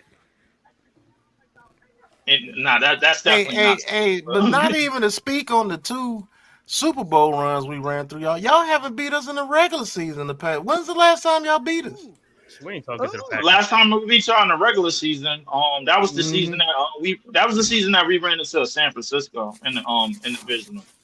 Like we've been the last y'all, time y'all beat us is when we went to the Super Bowl. That we came back and beat y'all in the divisional round with Aaron Rodgers. I think that's the last time y'all beat us in the regular season. So I like you, Leaf, but your stance against us doesn't mean anything to us because you haven't beat us. All right. I'm gonna just end this by saying this: our all-time record against the New York Giants. Thank you, Alex. Our all-time record against the New York Giants is 34-28-2. Mm-hmm. That's all I'm gonna say. I'm gonna just leave it there. And what does that matter? What does that matter? That means they beat us more times than they lost. No, I know, but I mean, what is hey, basically, that's basically what it means. A lot of those was in the 20s and 30s. Let's keep it a buck. No, it wasn't. Yeah, no, it wasn't. That was A lot of it was in the previous decade, bro. We only played y'all twice in this decade. Like let's just be fair. Most of those wins, Leaf, were 5 years of that decade. Most of those wins. Is this most of those wins? Who are you? Came at the hands of 2 of our Hall of Fame quarterbacks. No, I'll give you this. Y'all had wrenches are only given to people that we know for real. Yeah, I'll give y'all this, Leaf. Y'all have had quarterbacks out of the last 60 years. 3 of them have played at least 40 of them. With Bart Starr, Rodgers, and Favre. I'll give y'all that. Y'all put out quarterbacks like a motherfucker, and Jordan Love is well on his way. And I ain't gonna front. Brett Favre is one of my favorite all-time quarterbacks. Facts. Yeah, but I ain't gonna shit on Green Bay now. But when it comes to the nitty-gritty, y'all really can't mess with us when it comes to actual winning, when it comes to winning time, when it all chips are on the line. You can't beat us. It's a proven fact. I don't know what it is. Am I lying? Am I lying? We only got 4 Super Bowls, but in terms of y'all only got 4. Us, I guess we both sit in the same boat. We both sit in the same table since 1900 years. With our Super Bowls, when the last time y'all won, we beat you to get the Super Bowls. You don't beat us to get the Super Bowls. You lose to us. But when was your last Super Bowl? About basketball now. Our last Super Bowl 2011. Yeah, y'all beat Pittsburgh. Wait. I tried to say 4. If I'm not mistaken, we got 4. Yeah, they got. I mean, the we either got 4 or 5. Yeah. I think Bart Starr got 2, right? No, here's the thing. They were winning before the Super Bowl, before the merger. They won the year before the Super Bowl. It was the NFL championship. So that's why I'm trying to remember. I know they got the first 2, Right. Yeah, We they got got the the first first two, and two. then they got 4. We Yeah. got the first two. We got 96 and we got 2010. Y'all got 96, 67, 68, 97, and 2011. Y'all got 4. Okay, you got 4. You got 4. Yeah. Okay. Mhm. Okay. Yeah, because Bart Starr got the first 2. No, I remember Bart's story. They started in 57 was the Super Bowls, right? No. Or 56. No. It was They 66, wasn't it? they started Started 66. 66. Super Bowl 1. We got Super Bowl 1, Super Bowl 2, 66. Yep. Super Bowl 31, and Super Bowl, what's this? I want to say 45. Yeah, they got 4. Yeah. Okay. Okay. No, they got 4. Oh, I thought he said it- wasn't this 45. I'm like, no, we on like 50 something. Yeah. No. I mean, all time they got 13 championships. Hey, Chicago look. got 9, and we got 8. And by the way, Pop, I wasn't expecting you to put Jets in this little bottom hierarchy y'all got, because I know y'all don't got no respect for them as a franchise. To be honest. Oh no, this is hard. This is look, fellas. This is harder. This is harder to city. So I make it a point to talk about all the New York City area teams. I'm gonna always stay true to my format. Now, again, a lot of people got the Jets as one of the Super Bowl favorites. So you can shit on them if you want to. The media is not shitting on them. They think they're a good fucking team. And when you look at their roster, they actually do have a good team. Nah, when you look at their roster, they actually do have a good team. Now, we always know the Jets always seem to fuck it up. That's kind of the running joke. But on paper, accident waiting to happen. Yeah, on paper though, they got a legit fucking team, bro. I'm not. Yeah, they do. If Aaron Rodgers shows out, that team is going to be dangerous. If Aaron Rodgers just plays half the way he was in Green Bay, they're going to be a problem in the AFC. Just half of the way he was his last MVP season. They won 7 games with Zach Wilson, and I don't even know who else at quarterback, bro. Like, so. You know what, Coach? I'm cool with that. My thing is that the rest of the talent in the AFC might have something to say about that. You already got teams in the division within Miami and Buffalo that it's Miami. Go ahead. I'm sorry. That's a ladder. That's a ladder to climb right there. Miami right now, because of the money you're paying Tua and the players that you're losing. Look at all the players that they've lost, man. They've lost a lot of. I mean, Christian Wilkins alone on that defensive line is a problem. Howard as a cornerback, that's a problem. You got 3 players getting 70. I think 70 million or. They're getting 70%, like 50, 60%. Yeah. When you got Hill and somebody, I forgot who. And the other receiver, they pay Waddle too. Then they pay Waddle. They pay Waddle too. They pay Eric Waddle because Armstead is getting paid too, the left tackle. Yeah. Yep. Okay. So they got a pretty big payroll over there in Miami. And I just think Tua is going to get them destroyed this year. I don't like Tua as a quarterback. I don't. Well, I hope he don't. I just don't like the lack. I just don't like the fact that Tua. Hunt. They lost. He can't really Miami is too much of a finesse team to me. They don't. What's gonna hurt them is what's gonna hurt them is like I said. And I preview all of these teams, the AFC East. Go check out my video if you haven't already. But what's gonna hurt Miami is injuries. They already got Odell Beckham Jr. on PUP, Isaiah Wynn on PUP, Jalen Phillips on PUP, Bradley Chubb on PUP, Cameron Good on PUP. That's what's going to hurt Miami. And I spoke about this with Miami and with the Jets. Attrition. These are veteran teams with a lot of veteran players who are up there in age, still good players, not dogging their talent. But again, you got to be healthy at the right time to win a Super Bowl. So I think that's going to come into play with Miami and with the New York Jets. Another thing that hurts Miami, people ain't talking about, in the AFC, there's a lot of cold teams over there in the AFC. They don't play good in the cold. They know that. Yeah. The way they play, that is true. That is true.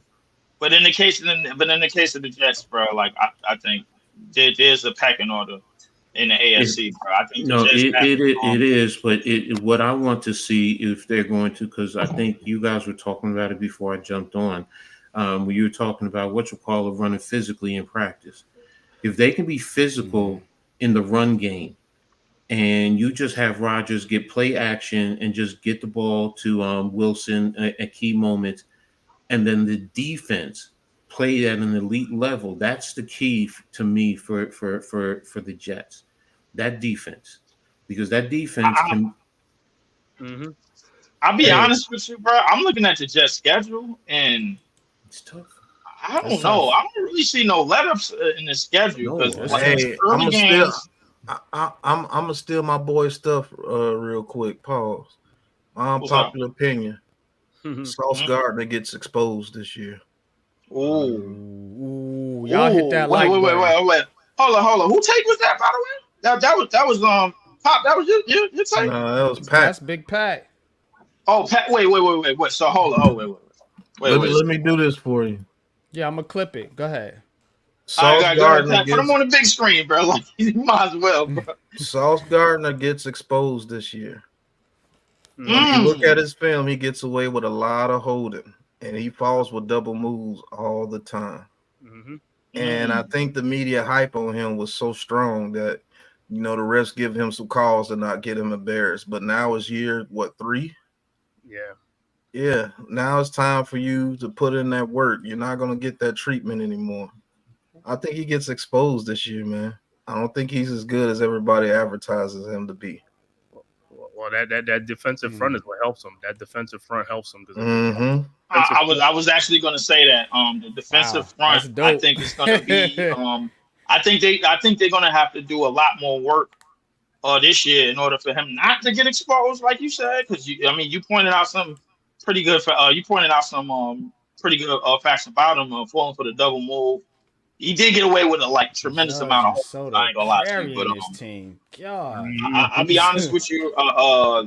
In terms of him getting if the defense is on the field, as long as they have been the past years in years in past, I could definitely see him getting exposed. Let me ask Pat this: how you feel about they CB2 DJ Reed? He's pretty good. He's already been exposed. that dude gets attacked so much. Believe it or not, if that front seven don't get home with Johnson, Quentin Williams, I think they got Huff now. No. They got Sam Reddick now, right? And Reddick already tripping over there. So yeah, he bugging out. If they don't get home, I think both them dudes get exposed, bro. Let me ask you a question because of that comment you just said. You said he's bugging out. How's he bugging out when he was doing the same thing at the Eagles?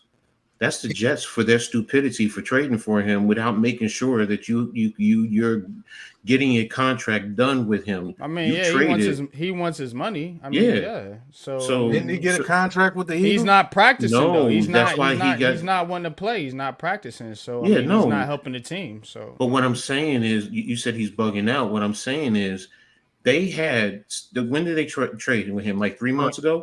He's on the last contract. You first of all, if you're going to trade for him, you want to sit down and at least see that you can at least get a contract. So now it's been 3 months. Brian Burns. Right. Exactly. That's the point. So he's not bugging. The Jets are bugging. Yeah, why would you trade for him, not give him a contract? Exactly. Right. That would have been like us trading for Brian Burns and not giving him a contract. That'd be stupid. That to me, that's why when people say that, and they go at him, no, that's the Jets management. Right. That's see, I thought he already got paid from the Eagles, and he was still on the big contract. He wanted to renegotiate his contract, and the Eagles did not want to do it. So the Eagles got Bryce Huff, and I think they got a draft pick.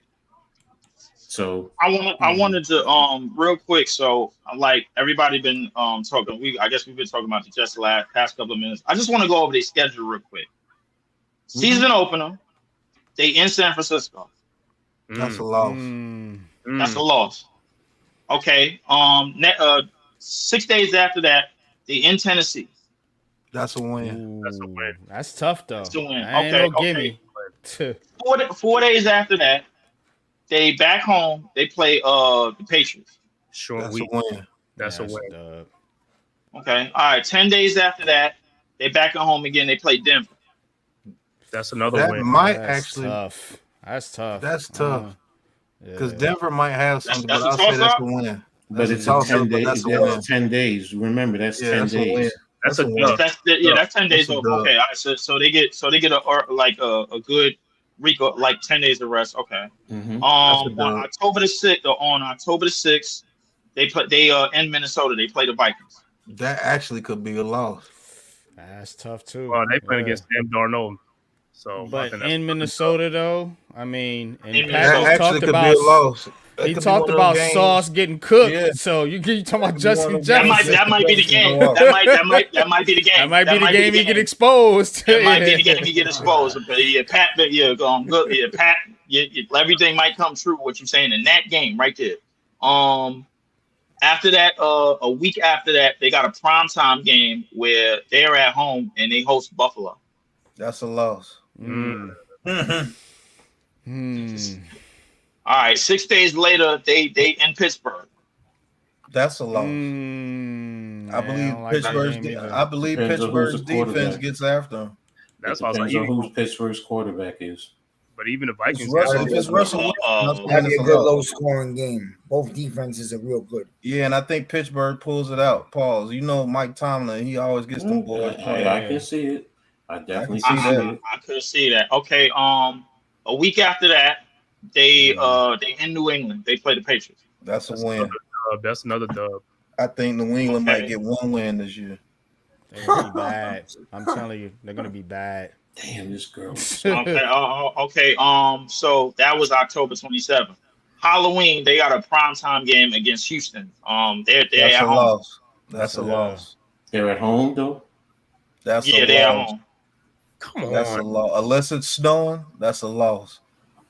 There's no way that they're gonna get exposed that game too because that On offensive line Halloween, Texas it's block not.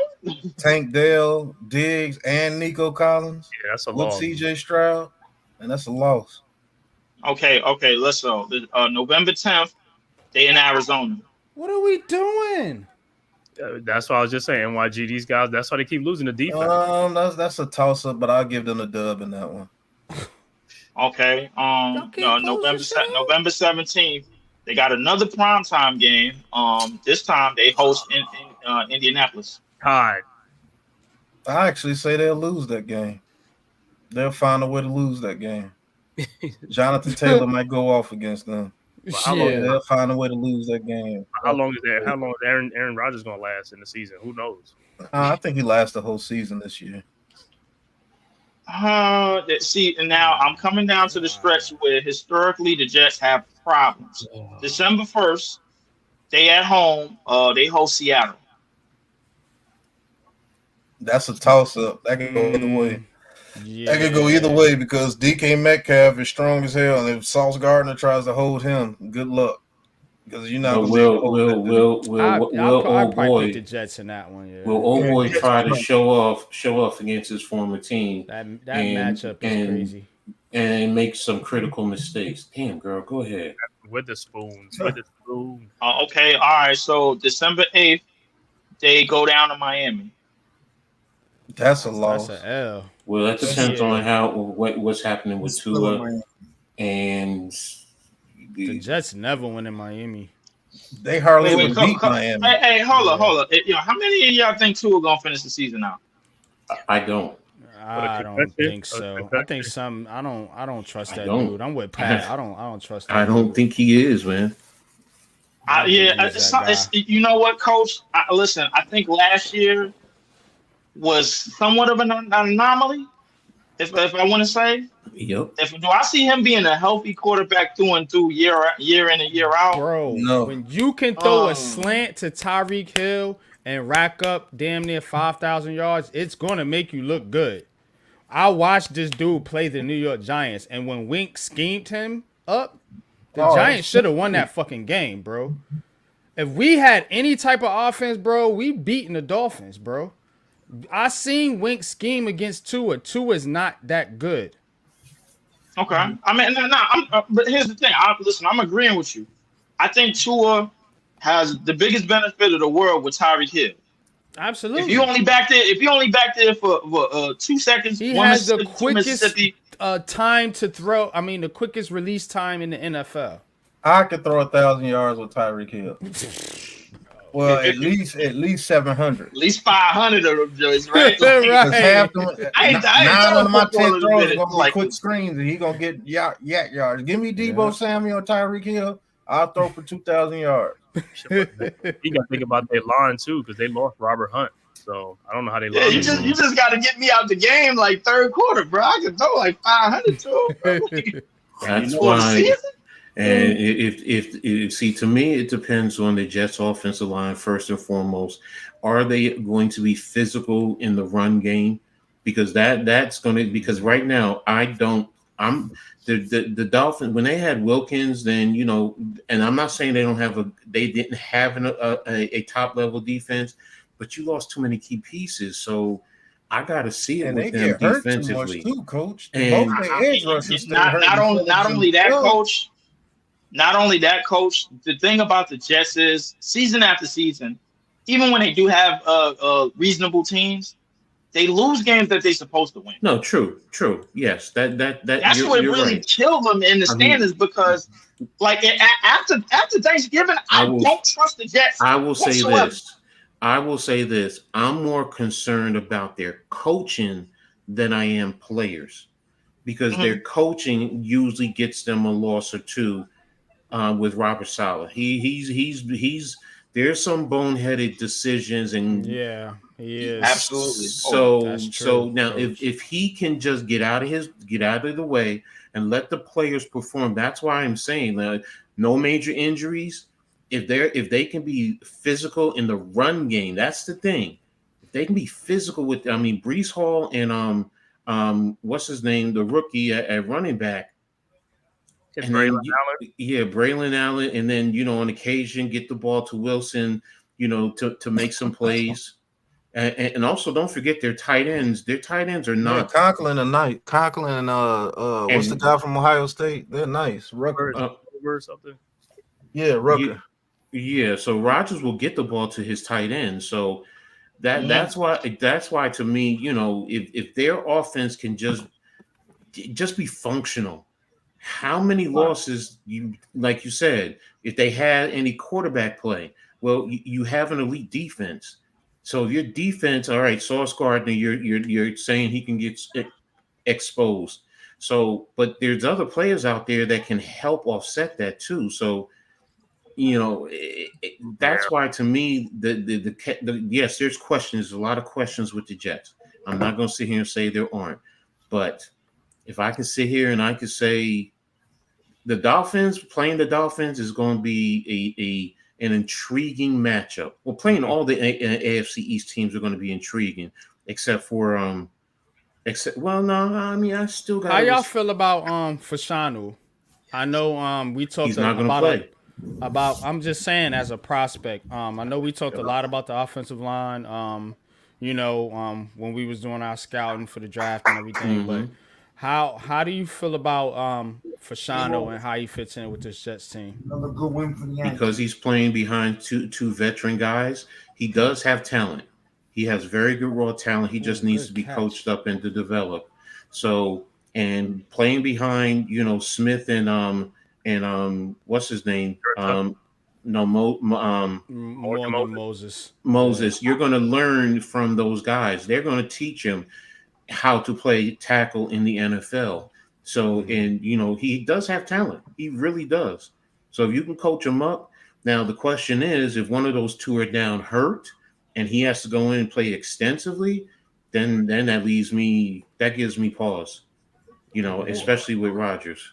I'll say this by looking at this roster right here. If Mike Williams is healthy, they could actually be a problem on offense. If that offensive line holds up, I think Morgan Moses and Tyron Smith are actually very good tackles.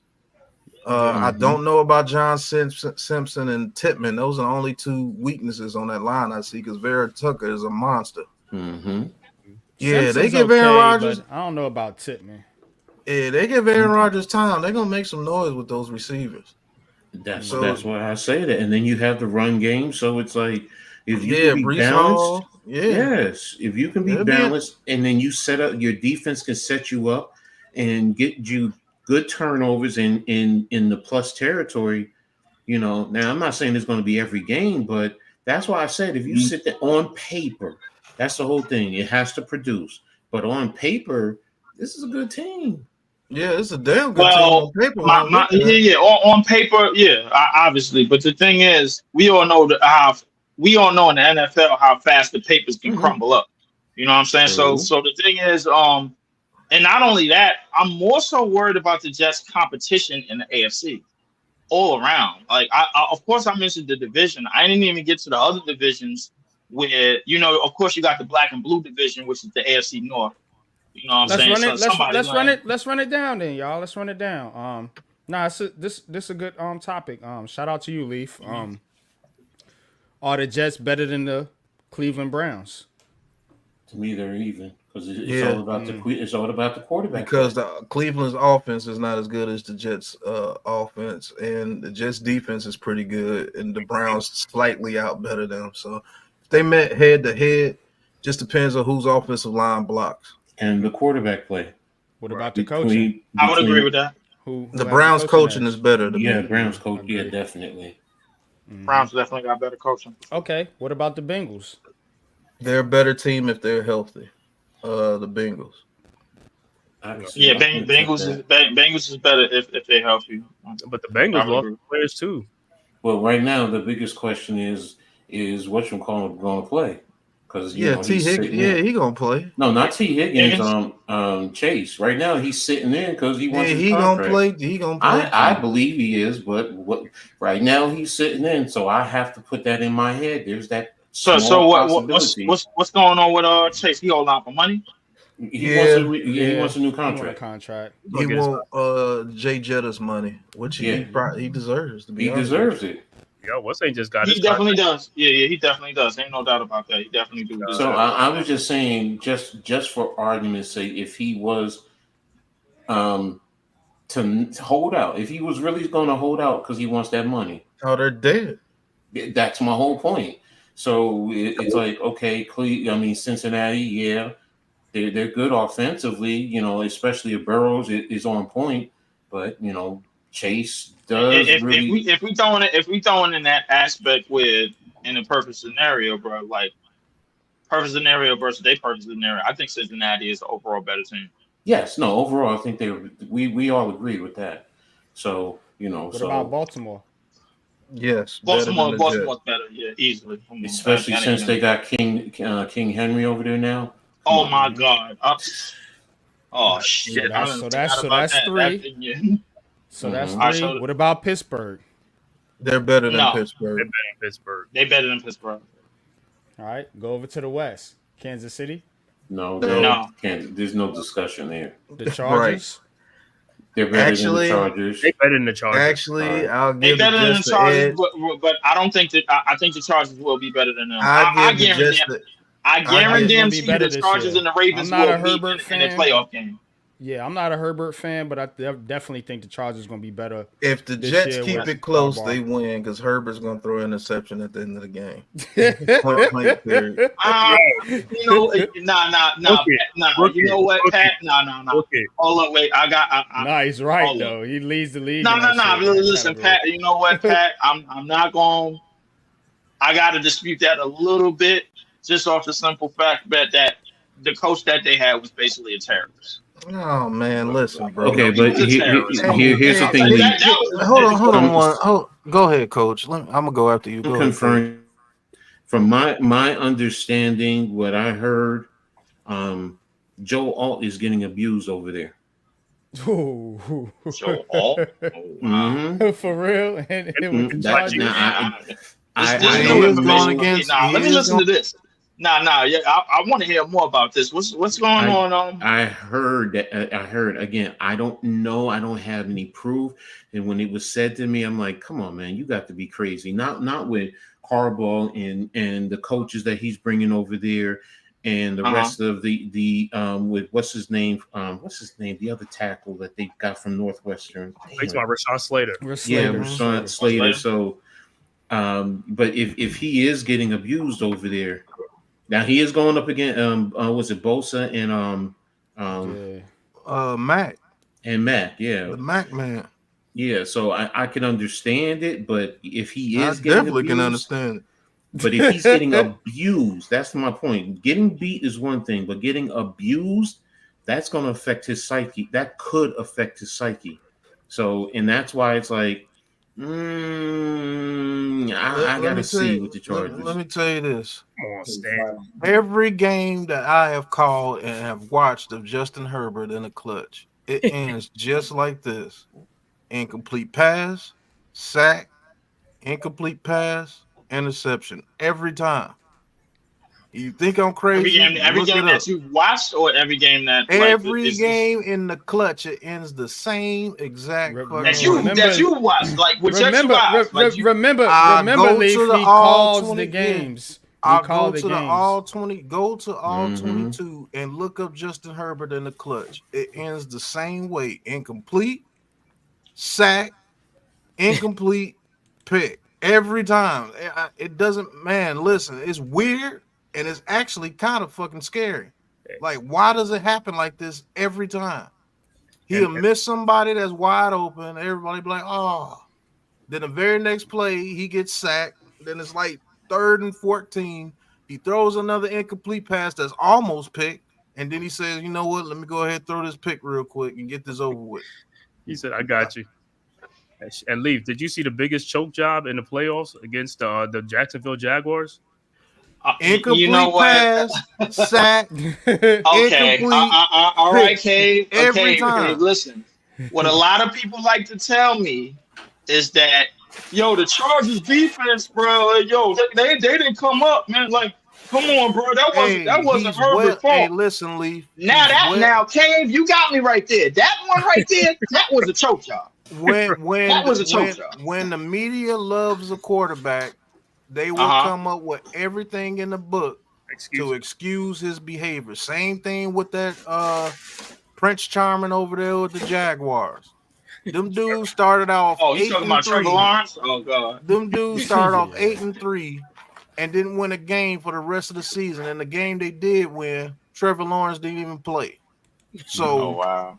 And he has just as many turnovers as Daniel Jones, and he's had a way better supporting cast around him. Way better.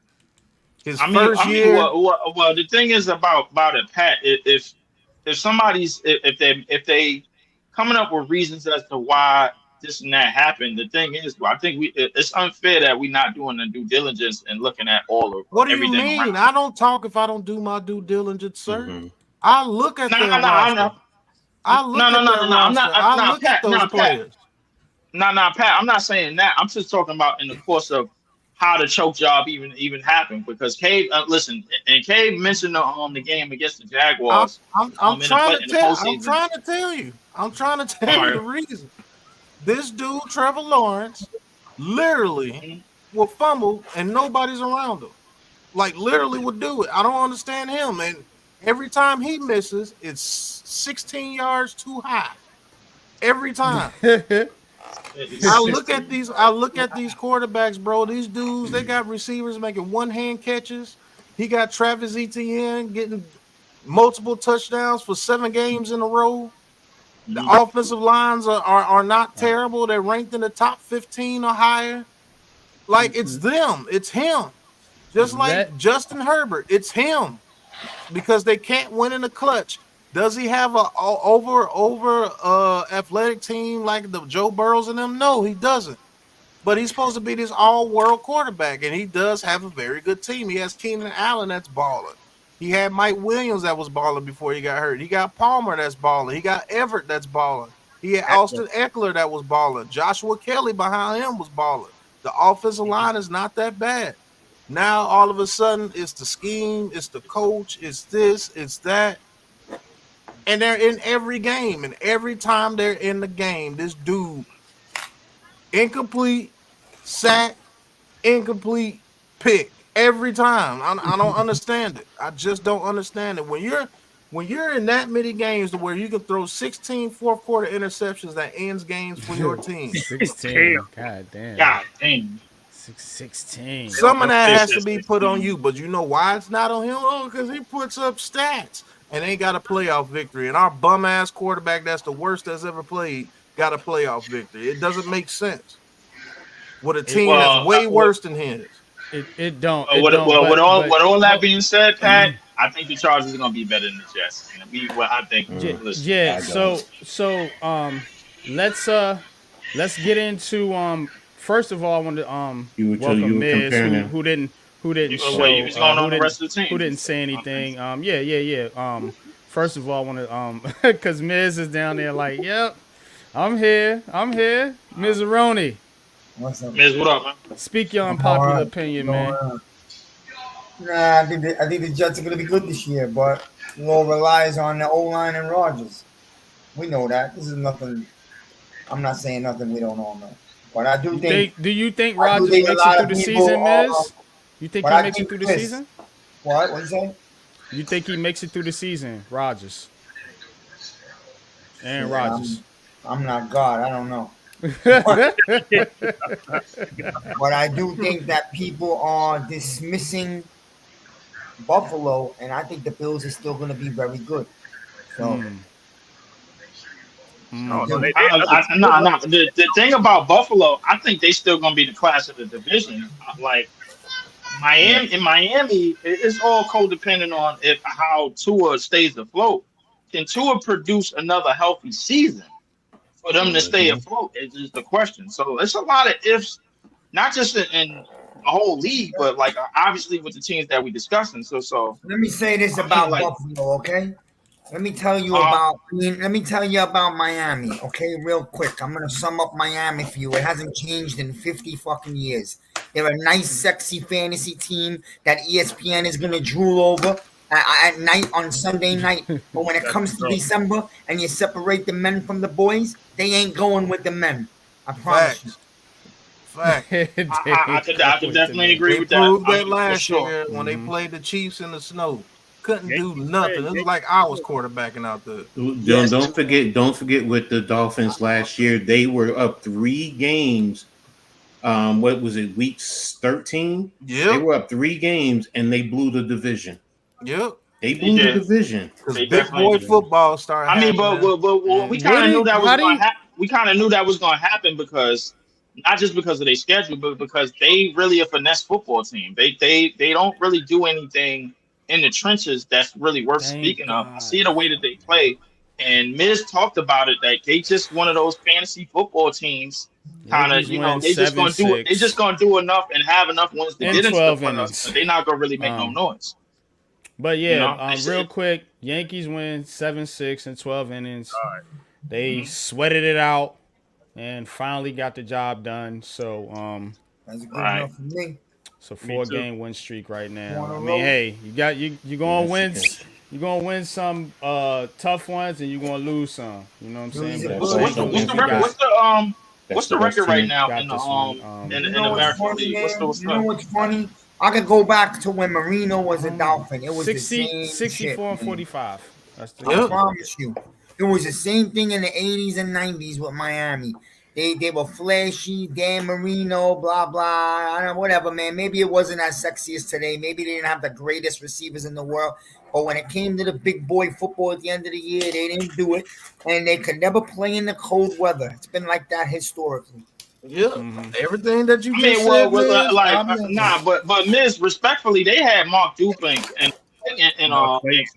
Clayton back then. Like Dan Marino had an old line. Like it wasn't like he didn't have an old line. They just didn't have a run game. They never had a They just didn't have a run game, and they didn't do none of their stuff. They didn't have a defense neither. They didn't have a defense or a run game. Right. The only They time didn't have they a had a defense or a defense run and a game, run and game, somehow marched to the Super Bowl in that decade. the only time they had a defense and a run game was with the the no-name defense, and then with Mercury Morris and Larry Zonka when they were physical. They had the real thunder and lightning. Oh, he's talking about 72.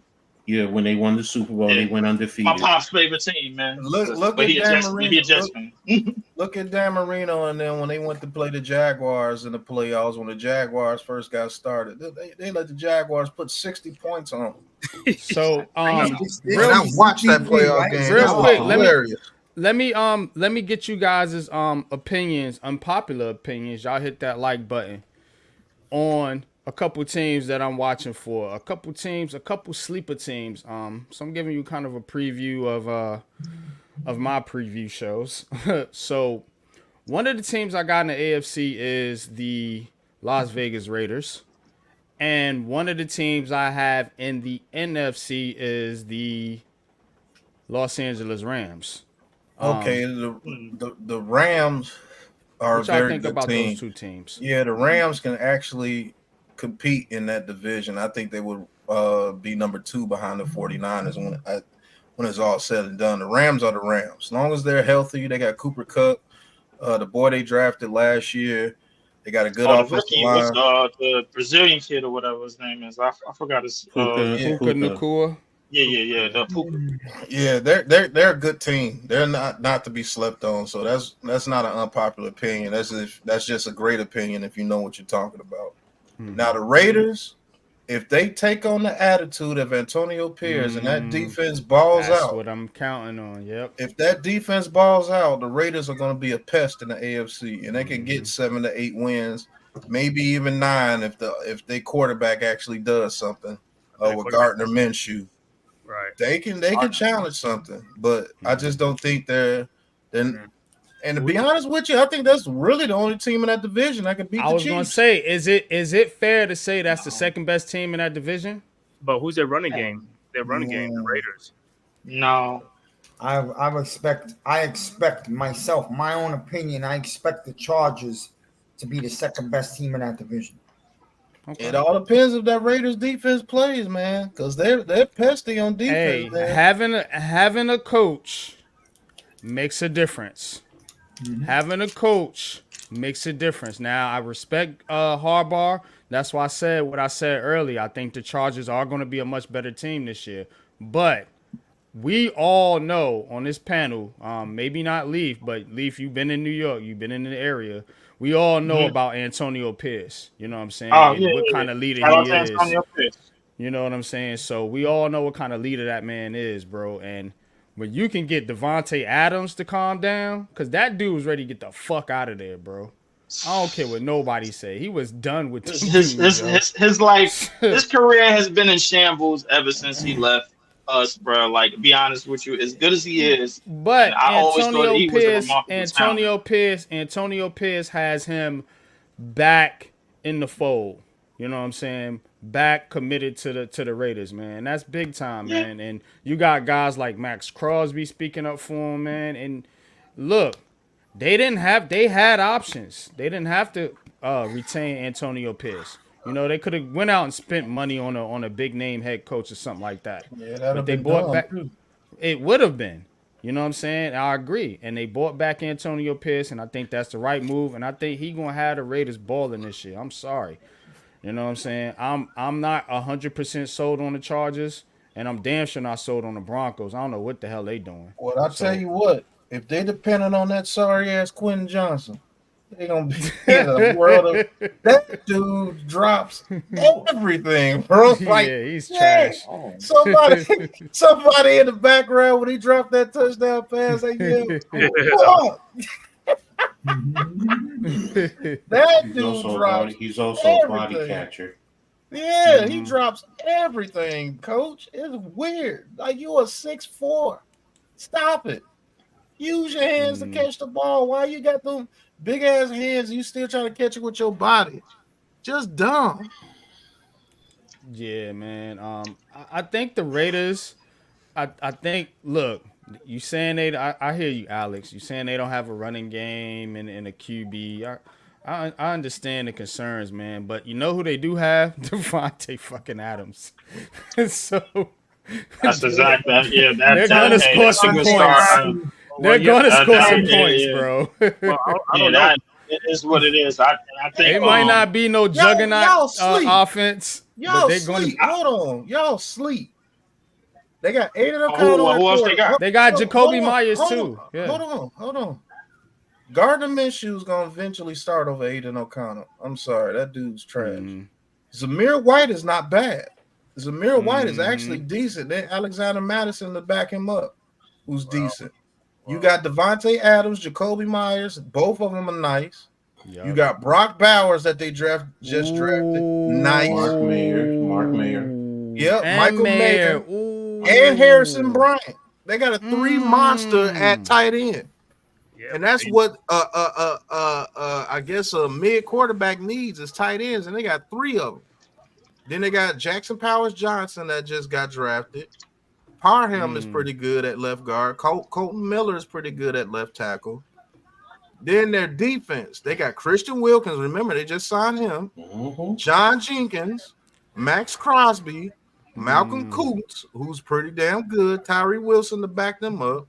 That Spillane dude at middle linebacker is pretty good. Devon Diablo is pretty good. Jack Jones is a good corner. Trevor Morig is a decent safety. Marcus Epps is a decent safety. Nate Hobbs is a good corner. And they got him at the nickel corner. They're not as bad as you think. But they lost their O-line coach and they lost 2 offensive linemen. So that's their problem is on offense. Listen, their problem is on offense. But if they got a decent quarterback and Gardner Minshew is decent, he could get the ball to Devontae Adams, Jacoby Myers, and Brock Bowers. Yeah, okay, keep sleeping on them. And they take that attitude of Antonio Pierce and don't give up. I'm thinking that's what they're going. I'm telling you. If they take that attitude of Antonio Pierce and don't give up, they're gonna lead the league in goddamn penalties like they always have. It don't matter. It don't matter if they're getting turnovers and you going 3 and out. Bro, but they gotta put up points. Damn near scored 60 points on the Chargers. 988. That ain't gonna happen. 988. That's not gonna happen again. Leaf. I love you, brother, but we got to get back to the purpose of the show. We're supposed to be doing the basketball. We done wave it all the way off. And you blaming me for that segment? You come in with this Green Bay propaganda. All of this. I didn't come here with propaganda. I came in here with a hat. That was NYG. I wanted to lighten up the show from, talking about Lou started shooting at me right from the door. He was like, "Wait, hold up, bro." The Giants conversation, makes people want to fight these days. Lou, so I was trying to lighten up the conversation by talking about some other teams that we don't. All really I know have is no that if you sleep stake. on the Raiders, you're gonna get beat. That's all I'm gonna tell you. Well, I'm snoring on them. So until that happened. Okay. Yeah, when but they starting off the season 5-3 or 5-2, you're like, damn, Pat was right. But we are gonna move it along. They gonna lose. We're gonna get into. I want to get into the U.S. basketball. I don't know if you guys been keeping up with the U.S. basketball men's team. And You say they lost? Good Lord. Nah, they didn't lose. They didn't lose. They beat dunked on somebody earlier. That shit was crazy. They beat Serbia. They beat Serbia 110 to 84. They totally kicked their ass once they really. Oh, they're gonna win it then, because Serbia is probably the best competition they got. There should be Canada is. Representative of America is Canada. Canada and France. I think it's France had trouble today against Japan. If Japan did not give up that 4-point play with 10 seconds left, if they had to just let him shoot the 3, they would have won that game. Japan and Rui Hachimura got ejected early in the game. So if I was president of the United States after opening night of the Olympics, I'd have sent every American player back home. That's all I got to say about the Olympics. That's all I got to say about that. Let me tell you something. I don't even know I don't know what if you work hard for training to go for a gold medal, you're gonna look at the president like, what? I don't give a damn. I don't give a damn what you say. To go or partake in something that ungodly and call ourselves a Christian nation. Sorry, King. It's about the competition. I'm not even getting into the politics and the religious shit. I'm talking about. I'm talking about the competition. You're competing against the rest of the world to see who has the best athletes. Period. That's all it's about. I gotta compete with that. I'm good. Yeah, that's all it's about. 'Cause I can tell you, these cat, and don't forget, a lot of these athletes, they have regular jobs. They're not NBA players or big athletes. They have regular jobs. They barely get paid. They go over there to represent the country. So it's a little bit different. I get what you're saying in terms of the political spectrum. Pride thing. No, it ain't even political for me. It's spiritual for me. Oh, spiritual. I can no longer endorse a place that I'm a wrong show. Okay, no, fine. All right, let's get back to sports. So yeah, no, I don't want to get canceled. But yeah, no, France. Oh, and by the way, started, I think not even monetized yet. Let me get not even monetized before I get canceled. Here's also the play of the game. One of Japan's player, Rudy Gobert, had a dunk, two-handed dunk that he was going up for, and this Japanese player came from out of nowhere and blocked it right at the rim. Yeah, because Rudy Gobert is trash, man. But yo, bro, this Japanese player, but Pat, this Japanese player probably was about 6'7". Yeah, 6'7". It's trash. That's why. Man, you can be 6'4" with hops and block Rudy Gobert. That's hey coach, and not to cut you off, coach, but that's how soft the big man have gotten in our game, bro. That defensive player of the year, and he is ass. Yeah, like I don't understand. I don't know why he ain't no Ben Wallace. That's what I. He ain't no. I'm not listening. You got all these big men trying to be freaking and one stars, dribble between legs and shoot step back threes and all this stupid stuff. They also blocked what's his name? Rookie of the year. Wemby, yeah. They blocked Wemby a couple of times, and they were muscling him and pushing him around. And the Japanese Wemby is 128 pounds at 7'3". The dude who blocked his shot was 5'8".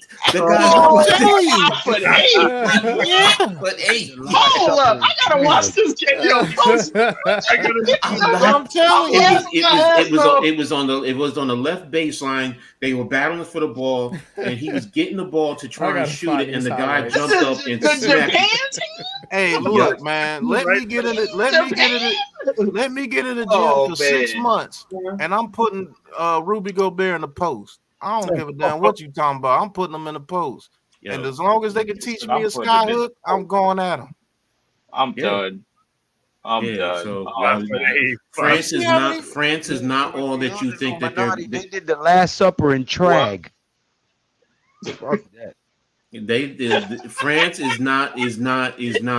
I will say with Canada. I heard about it. I didn't even want to bring it up. Canada got players, bro. Yeah, I'll go with Canada. Canada do got players, but I'm not putting them over France.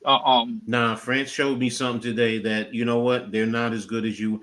When the United States South Sudan, who they're playing next, that's going to tell me something with the United States. Because the last time they played them, they won. What about Greece? Is Greece still alive? Greece lost today too. They cheeks. They lost today. They lost by I think 12 points to Spain. Yeah, they lost to Canada too. They lost to Spain.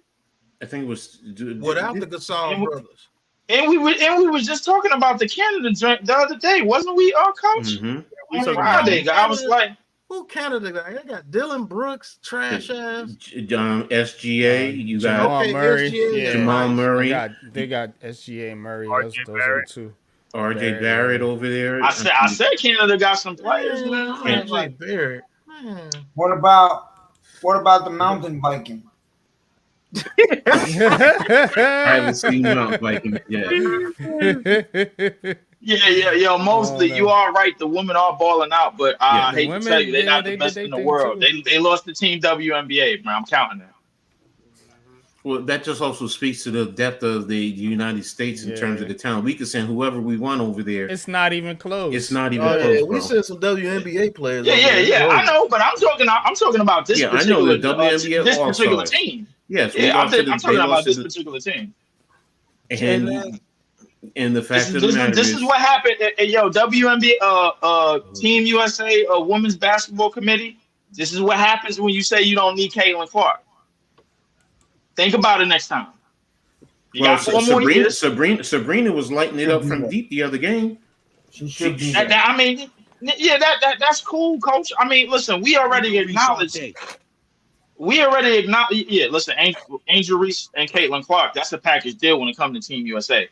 But who are you taking off of that team though? Here's the thing. Which one would you pick? You know what I'm talking about. if I had to pick one. Look, hey, if you put on wait, Lou, hold up. So you're talking about if I had to pick one?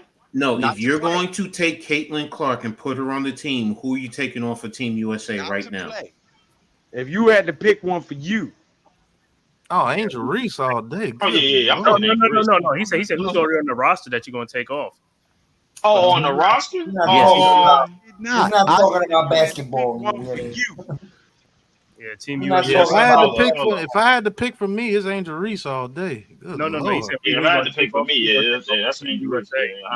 No, that's not what I'm saying. That's not what I'm saying. You said Caitlin Clark should be on the roster. So I'm saying on the Olympic roster, who are you taking off to put her on? Right. Hey, Diana Taurasi, Lee. she gotta go. Who? Diana Taurasi, she gotta go. She's 40-something years old. Get out of here. But Crazy is on Damn, what? Taurasi? Diana Taurasi. Why is that crazy? Come on, Lee. She She's still ballers. That means you've been here for a while. Hey, listen, hold on. Then they gotta take LeBron off the men's team. Then Hold on. you gotta take LeBron and KD off the men's team. If you We're not comparing LeBron to Diana Taurasi. We're not doing that. Hold on. I'm not that disrespectful. Come on. I don't like LeBron at all, but I'm not that disrespectful. Hi, Diana. Leave. You barking up the wrong tree when you're talking WNBA and women's basketball with Coach. I'm just letting you know now. Well, let me bark up the tree a little bit more. Leave knows because he's been watching and he's been calling games too. So he knows what he's talking about. There's no way you're taking Diana Taurasi off that team. Diana Taurasi. Here's the thing. Here's the thing, Leaf. The biggest factor is you're taking off a veteran for a rookie. Now here's the thing. Remember, hold on a minute. Here's the thing, Leaf. Here's the thing. Remember when they lost that game to the WNBA All-Stars? What did Diana Taurasi told? She gathered the whole team together and she said, "This shit hurts. Remember this shit going into the Olympics." That's veteran leadership. Caitlin is not going to be able to do something like that. She's not going to be able to get the players to focus as a collective unit. She got to worry about getting her own goddamn team together. I get what you're saying in terms of the talent. But see, Taurasi also has talent. She came out there right off the bat shooting threes. It's just that I get it. She's older. You're talking about youth versus age. But there's that savviness, and she's played internationally. She knows the international game. Caitlin has not played. So and think about when she was getting physical in the United States. They're even more physical internationally. You can't take Taurasi off that team for leadership purposes alone. You can't. You can't take LeBron off the USA right now for leadership purposes alone. Listen, I'm gonna be honest with you. It's either Diana Taurasi or Jackie Young. One of them gotta go. Jackie Young played a phenomenal defense the other day. She's playing her role. They got her. Look, go back and watch the game.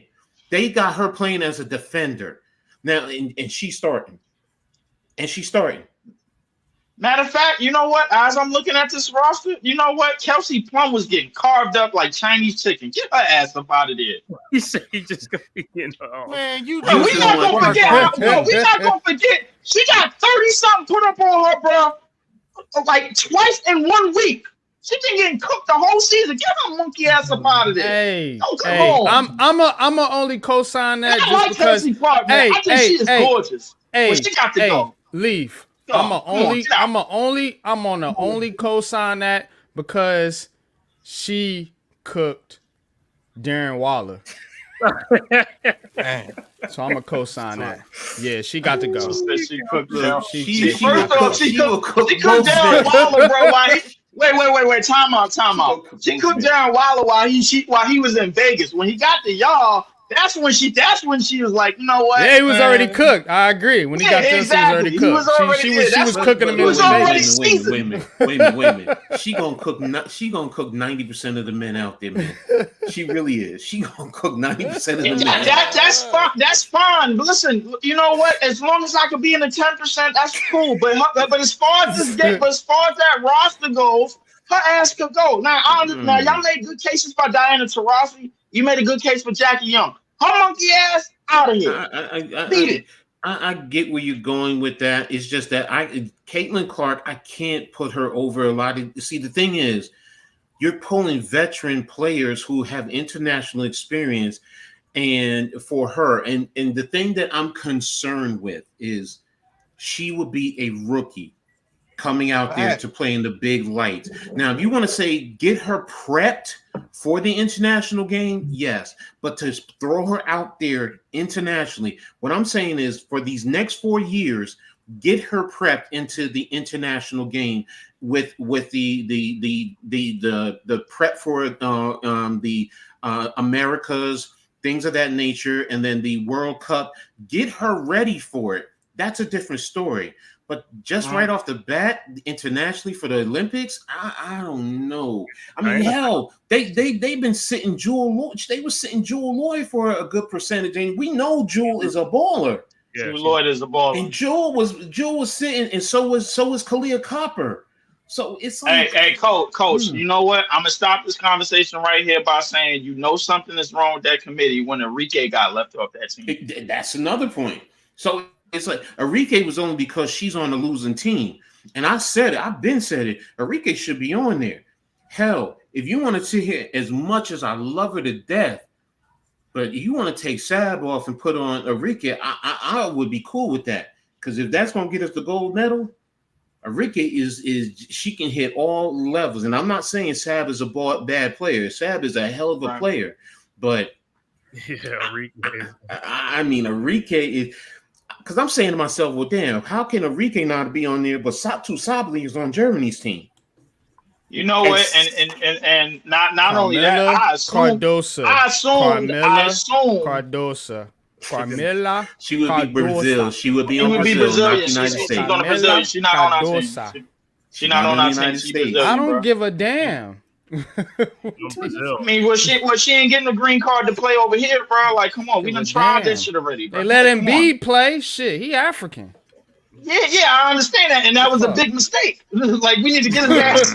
Let's not go there. Yeah, that was a big mistake. Big mistake. He need to sit on the bench. He need to sit on the bench, man. He need to prepare for the Sixers regular season. That's what he need to do. He don't need to be out there. That's a different story. Yeah, I agree with that. You could tell he's still hurt, or something. But now here's the other factor though. The international game is much faster than the NBA game, and I didn't even realize the court is even smaller. I was just like, wait a minute, the court is smaller. I knew about the 3-point line, but the court baseline, the baseline is 92 feet compared to 94 feet. I'm like, right. Well, so that takes him. Jokic is used to it, but him, I was just like, yo, Mo, he doesn't need to be out there. He doesn't. Let him sit on the bench. Let him sit on the bench. This program to bring you an important update. Hit that subscribe button and don't be a ninja watch all your life, man. Your boy Unpopular Opinion Sports bring you the heat with Heart of the City every Tuesday night. And y'all be watching from the shadow room and ain't even got a DC to hit that subscribe button. You heard? Don't be a daggone scumbag. It costs you nothing to push that button. Hit that subscribe. You heard? Yeah. And with that, gentlemen, I have to leave. Yeah, me too. Nice man. talking to y'all. Let me get some rest Of course, Pat, tomorrow. Appreciate it, man. Sub up to Pat too, man. On a big cut. Sports talk. And sub up to Man-Cave. If you're live on his channel, sub up to Man-Cave. Let's get him monetized. We're gonna get NYG Popular Opinion Sports monetized. Miz, when he actually does a video, we can get him monetized. I just got monetized. I just added moderators on my page. Just maybe like 2 nights ago. And you just got monetized, and you can't. You're not monetized, Leaf. No. You got over 5. You got over 5 already. No, he's talking about over 5. I got moderators. I got moderators already. Moderators. Oh yeah, okay. No, I was gonna say that's why you ain't monetized. I got monetized. I was like, you get monetized already? Hi, nah. Hey, listen, it could be worse. I could be talking about the Giants and be where y'all at, man. But I mean, but we beat you. That's the point. We beat you. Well, no. The Giants beat the. Hold on, wait. Time out. The Giants beat the Packers. You don't even make Packers content. Maybe if you made some Packers content. We did it the past 2 years. What do you mean? Once upon a time, back to back, sir. Drake, back to back. We beat you back to back. Pat, you gonna keep laying on that, man? Look, them 2 regular season wins, bro. Like just cause I understand it. Look at me, man. It's cool. I don't want it's to cool. cheesehead business ever again. Not even when y'all winning, because you still ain't gonna win. NYG's right. You can talk about us all you want. We beat you. I don't really have nothing. Listen, I don't really have nothing bad to say about you. I'm just saying. We want you. That's what we saying to you. You don't have nothing bad to say, but then you make a comment. I don't have nothing bad. No. Leave. I never had nothing bad to say about the Giants. You know that. I've been in here plenty of times. Leave. You don't have nothing bad to say, but then that last comment, but I could be like that, like you guys with the Giants. I know. That's nothing bad to say. Come on, bro. Cut the bullshit. Yeah. You just said that. Yeah. You just said that when you talk about monetization. You said, I could be like you guys with the Giants. He throwing subliminals, man. Leave. Man, listen, no, that first off, that wasn't a shot. That was just what he said to me. He said to me. I'm gonna leave he said y'all to with me this. that, you see why you ain't doing it? Because you root for the Packers. I'm like, it could be worse. I could be rooting for the Giants. I'm gonna leave Leaf with this. You said it to me. Come on. I'm gonna leave Leaf with this. I don't care how bad the New York Giants are. I don't care how bad the New York Giants are. We gonna kick y'all ass. Listen. Hey, we can be 1-16, and that victory is gonna be against the Green Bay Packers. All right, you know what? I'm glad you threw that out there. I'm glad you threw that out there, Pat. You know what? I mean. And I hope we play y'all in the playoffs so we can whoop Xavier McKinney's ass. Facts. Well, that's not gonna happen. We trash. Y'all excited to get our players and pay them 20-something million in the first year. Y'all wanted one of our trash players so bad. Irvin K, hit that subscribe button for Unpopular Opinion Sports. Irvin K. Sir, You know, Pat got a lot of ammunition off the last 2 funky ass wins that he got, man. Leaf, I got one question for you, Leaf. Are you gonna go to the draft this year? Is in Green Bay? That's a you better go to the draft because I want to see him so we can laugh at him after we beat him. You going? Yeah, we gonna be there, bro. You need to come out. Yeah, for real. You know what? I'm trying to get some tickets. To get out there. No. Listen, you don't need tickets. You don't need tickets to the draft. Call NYG. That's who we all use. He's our travel agent. Mm-hmm. No, put him in the chat. I have him. Put him in the chat. NYG is our travel agent, bro. He books all our events. Yeah. Okay. And you don't need tickets to go to the draft. It's a walk-up thing because those tickets to go to the draft are like over $1,000 just for one night, bro. Just to sit there. Yo, Lou, I'm coming to this draft. You're gonna go out there. You're gonna get content and register to go to the draft. That's it. And you're a Packers fan, so you're gonna be able to get all that content. Man, all the Green Bay Packers fans that's out there in Green Bay. You're gonna be able to meet some. You know what that's gonna do for your channel, bro? You're gonna have so many people crying because they lost to the playoffs again. We lost again. You're gonna have a lot of people crying. Hey, listen, you need to come out though, for real. Call NYG, set it up, bro. We already got you, bro. I got definitely. He been getting prices and shit. It's affordable. Come out there. And we don't stay in no shitty spots. Yeah. You need to come out. You gonna come out there. You already gonna know some people. No roach bro. So we all gonna go to the draft and get content together, bro. Just know there's no airport in Green Bay. Right. Well, Yeah. shit, you got to fly into Chicago and drive to Green Bay. No, Oh, yeah, you Not can't from fly to Chicago. Milwaukee. Can you? Wisconsin. I was gonna say, don't Milwaukee got one? There's an airport in Madison. Yeah, Which is man. like what, an hour away, an hour and 30 away? Yeah. Hour I'm 30? already going. Okay. I'm going out there, for work. Yeah. Yeah, I'm gonna have all my attire ready, man. My girlfriend just bought all me your girl colors. and All the your girl colors. Just make sure on your jersey you're gonna have a big L. Because Detroit gonna beat y'all too. Hold up, do we even play y'all this season, bro? Hold up, wait. You don't want to. We play Minnesota. Yeah, we don't play y'all. Yeah, because Pat been running his mouth like we play him again this season. And, you know what I'm saying? I think y'all play Philly. Yeah, it's we play. I got a chance to beat Dallas plays Detroit. That's the easy win. That ain't nothing. I tell you what, y'all better leave us alone. That's what you better do. You coming over here getting your ass whooped. You better leave us alone. Just because we down don't mean we out. We still get you. Here we go. Like you got Pat over here co-signing these chip shit ass victories that he got in the last 2 years, man. But you can't on the stream talking noise about a team that you can't beat. That doesn't make sense. I didn't say anything bad about the Giants at all. Like this all started because it ain't adding up though. Yeah, you came on the stream talking about you don't want no problems with our quarterbacks. We done had quarterbacks for 30 years. That's not what I said.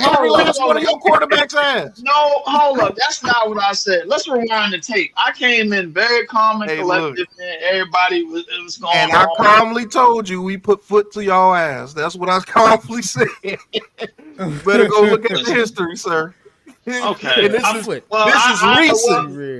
The history reads in total 34-28 in favor of the Packers. So I mean, ain't nothing more I can really say, man. All jokes aside, though.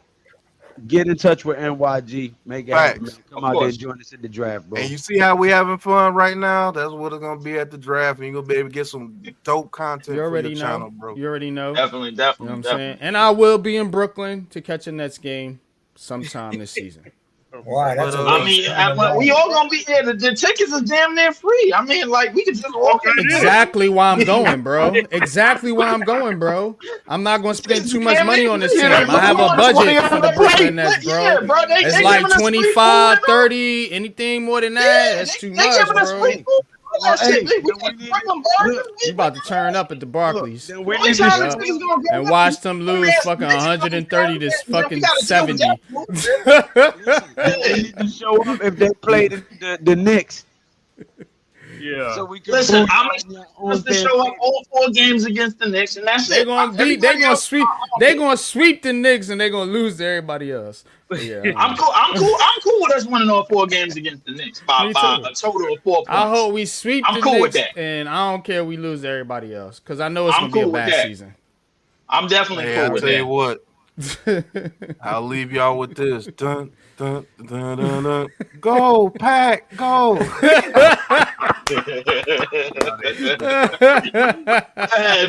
beat y'all Lambeau Field, MetLife, Stadium, Old Lambeau. London, we beat them in London. They leave in the stadium. They leave in the stadium talking about no Pack, no. Wait, Pack, no. Pat, here's the thing about it, Pat. Y'all did all of that winning, and we still got y'all 34-28. It don't matter. Like, everybody takes turns whooping y'all ass. Because everybody takes turns whooping our ass, but yet we ain't do nothing but produce Super Bowl champions. We ain't do nothing but produce Hall of Fame quarterbacks.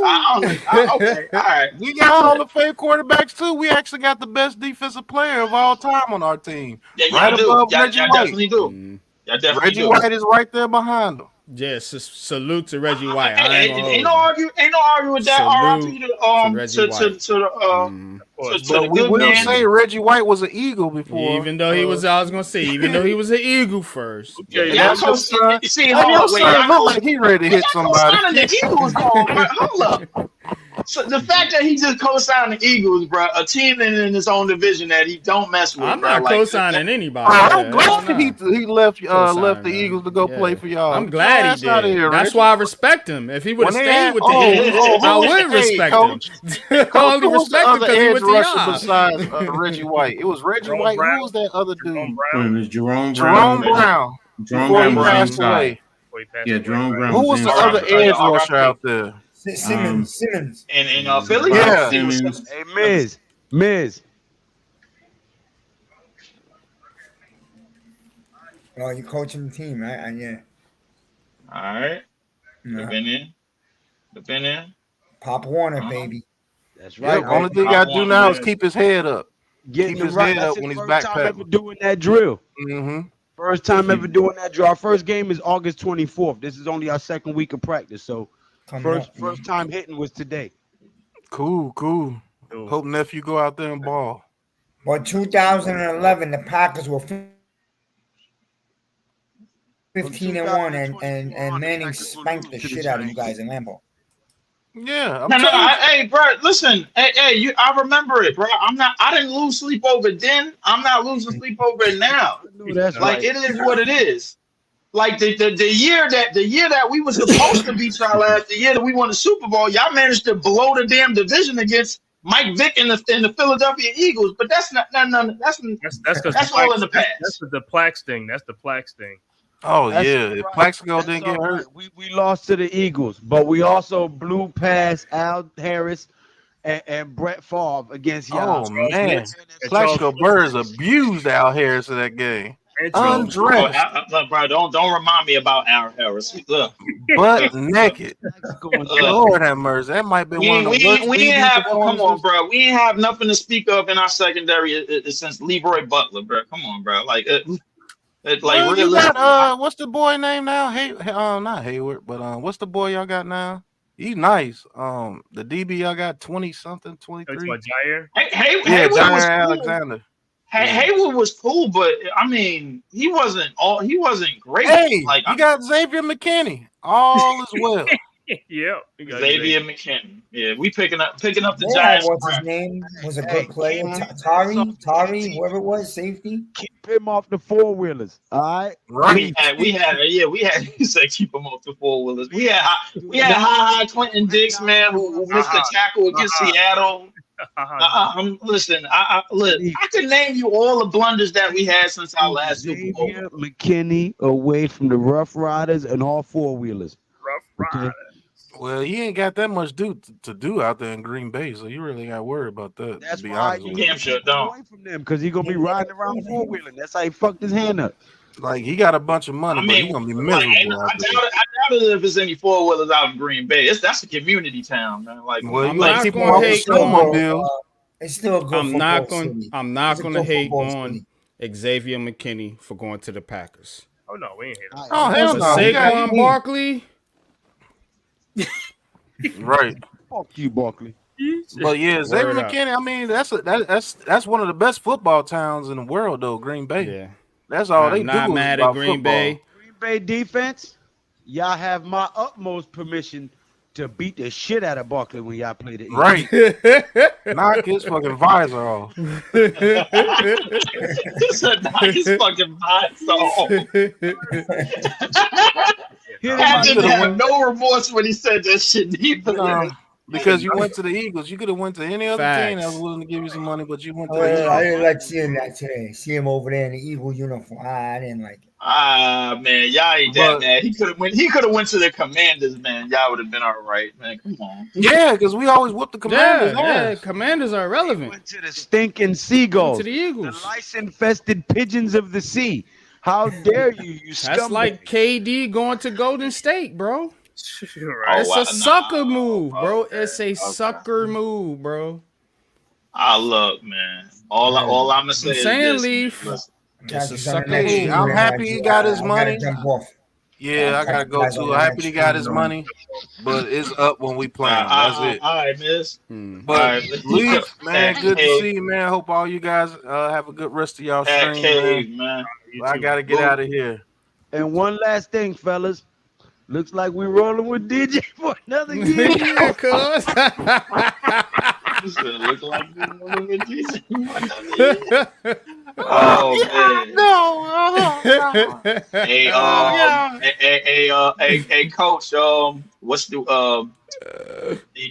college football is back. I was looking at some of Dude. what's the schedule looking like for Man. Ruckus? What's the schedule looking like? I'm Got gonna it go over all right that, now. and I'll do a quick coach's corner. I'll go We're over all gonna that. we're gonna transition right now. Uh-huh. Good convo, man. I'm glad we got to lighten up the mood a little bit. Yeah, definitely. And not Yeah, y'all brought me up in. Yeah, you got me up in here, man. We talking Y'all got the football, last man. 2 I wins. love it, bro. Yeah, Man, y'all got the last 2 wins. yo. Pat swolled up a No, little bit. you talk football, man. I love it. Coach. This is my Bible. Coach. This is my Bible. Okay. Phil Steele college football preview 24, but it covers every conference in FBS. So it doesn't matter if it's the Sun Belt, if it's the SEC, it covers everything. They talk about the transfers. They talk about players going out. They give you stats. They give you, it's very well detailed. And Man, you can, that is detailed. This is $20, and you also get a digital. So you get it on your computer as well as the hard copy. And you get the So that's go to dope. philsteele.com. I always strive. I've been doing with this for years now. I think he's been doing this for like 20 some odd years. But yeah, it gives you everything, schedules, like I said, stats, everything. Right. So Put that in the private chat. The website you just named, please. okay. Okay, but yeah, we're gonna get into let me pull it up. to Coach's corner here in just a second, man. But Coach got the draft almanac over there, basically. Yeah, you see, this will help you follow players. It gives you stuff like that. He'll even do he has an NFL category too. So I mean that one's a little bit more costly. I think that's like $200. But yeah, he's very detailed, and like I said, I'm gonna put it in there for you though. So I have it right here. I ain't gonna lie, Coach. You know what that looked like? That looked like the old school. What was it? The old school. Madden players guide. Remember that shit, bro? How players guide used to look. For Madden, we got the game, and then college football used to have. You had a guy, go through the plays and shit. It's already in there. NCAA 24. I'm messing with the 25 is. That joint that just came out. I'm messing with it, man. But I just gotta get my recruiting and everything down packed, man.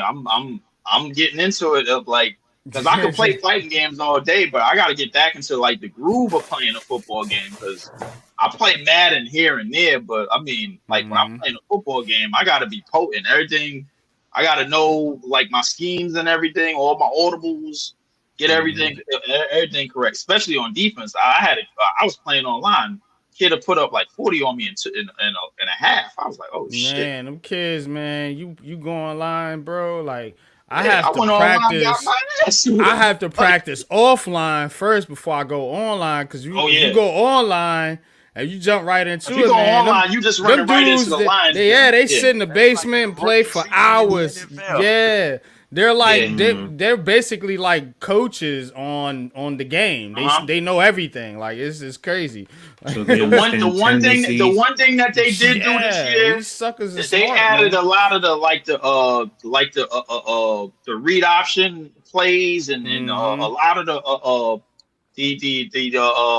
ISO plays and everything. A lot of the schemes that they run in college, just offensively, like they got a lot of Boise State type shit up in there. I ain't gonna lie to you. Like this just that's plays I used to play with when I played it, man. The last time I played it in 2014, that's the last game that came out. Yeah. I was playing with Nebraska. I used to roll with Nebraska, yo. You ain't subscribed to G Nation, man. Used to roll with Nebraska. I did subscribe to G Nation, yeah. bro. Hold up, where my phone at? No. I subscribe to G Nation. Don't play around, bro. I get all y'all shit. I get all of y'all shit early. It's just I'm subscribed to G Nation, Hat, and NYG, and Coach, because that's how I get Coach shit early too. Because Coach, I see Coach's. I don't be seeing my phone. I step right in. I don't be seeing you in my comments though. I don't think. Nah, but I'm definitely subscribed. I'm Lou, you know I'm subscribed. Come on, stop that. This dude right here, he's trolling, man. He's trolling. Did you subscribe to me? He's trolling, right? He's trolling. Did you subscribe to my page though? Yeah, I'll share my screen. He's gonna subscribe right now. I'm not subscribed right now. I see you up there, Lou. Lou, bro. Some shit. You gotta watch them. I didn't see you, bro. Lou. I gotta watch you, Lou. You gotta pay attention to Lou. You gotta pay attention. Lou don't pull a fast one, bro. Yeah. I'm watching you, Lou. Yeah, you know they slick, you, man. Y'all dirty. Yeah, who's my college team? I don't really have a college team. Not in basketball or football. I don't. Yeah, like I'm kind of a fan of conferences. I was still a big fan of the Big East Conference in basketball. Even when in the last days. But I guess the ACC that took over now. Oh yeah, there you go with Coach, man. Like you know he put that R up. It's the R. That R don't stand for R. Kelly neither, bro. Like that's the R right there. Come on, man. Why you gotta say that man name? Jesus. Oh man, y'all trying to get me canceled. We need to go to Coach's Corner. We're trying to get me canceled. Rob, what's good? Salute, man. Big fan, Breezy. Salute, Rutgers bro. basketball Salute. coming this year, man. Definitely. Salute. Basketball. But yo, let's get into Coach's Corner, man, so Coach can break all that down for y'all and tell you how it's going on in the world of college sports. Coach.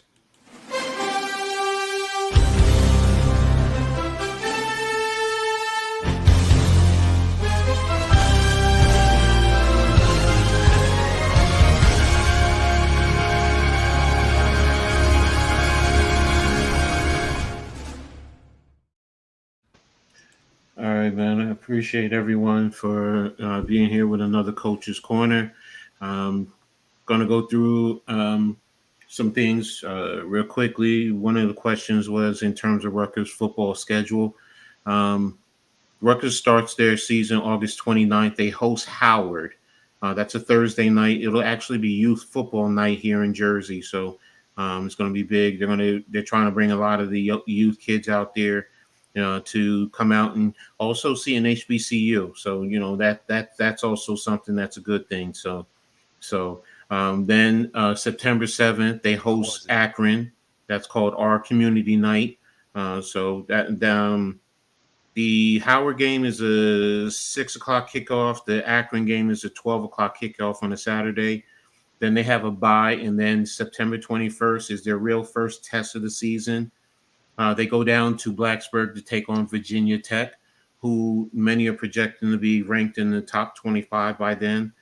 There's no data, no time, but it's going to be a Saturday, and more than likely, it's going to be both teams go in there undefeated. It's going to be a evening game. So then the following week, they have a Friday night game where they host Washington University. That's an 8 o'clock kickoff. That's a black. So anybody who goes, wear black.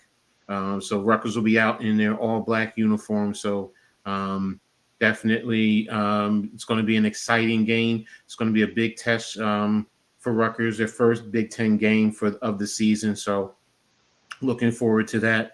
October 5th, the next game, they're traveling out to Nebraska. So it's going to be a Saturday. No time right now. Most of these, if they have a date or time, I'll give you the date or time. I mean, if they have the time, I'll give you the time. But Nebraska doesn't have a time. The following week, they come home and they're hosting Wisconsin. That's called the Scarlet Out game. So everyone wears the normal scarlet.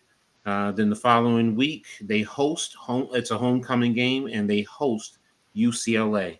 So the first LA team that they play in the college era. And then the following week on the 25th, they head out to USC for another Friday night game. It's an 11 o'clock East kickoff. So it's 8 o'clock on the West Coast, 11 o'clock here. So it's going to be a big test for Rutgers in reference to that game. Then it's November 9th, Military Appreciation Night. They host Minnesota. November 16th, they're down in Maryland for their normal. That's the one school that they will always play every year. Then November 23rd, Senior Day, and thanking the fans, they host Illinois. And then November 30th, to close out the season, they travel to Michigan State. So that's their regular season football schedule for Rutgers University. One of the things also that just was released is their in terms of men's basketball. You were just talking about it, Leaf, and they just released their out of conference games. Let me see. I just had it. Damn it. Where did I put it? Shoot, Edward. You always do that.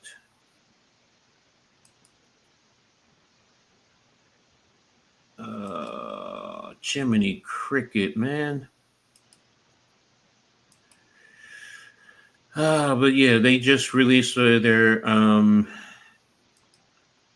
of conference games to. It just came out too. Was it yesterday or today? I think it was yesterday.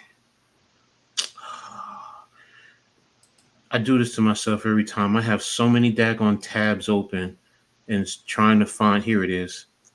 Here's their non-conference schedule for the 24-25 season. So November 6th, they're hosting Wagner. November 11th, they're hosting St. Peter's.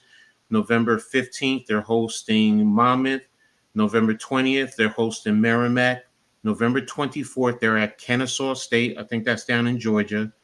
November 26th, 27th, and 28th, they'll be playing Notre Dame, Alabama, or Houston. I think that's a tournament there. December 4th, they're hosting Seton Hall.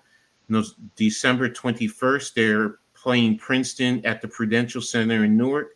And December 30th, they are playing Columbia. So that's their out-of-conference schedule before they go into Big Ten play. So the biggest test, to be honest with you, Seton Hall is always a test. That's a rivalry game.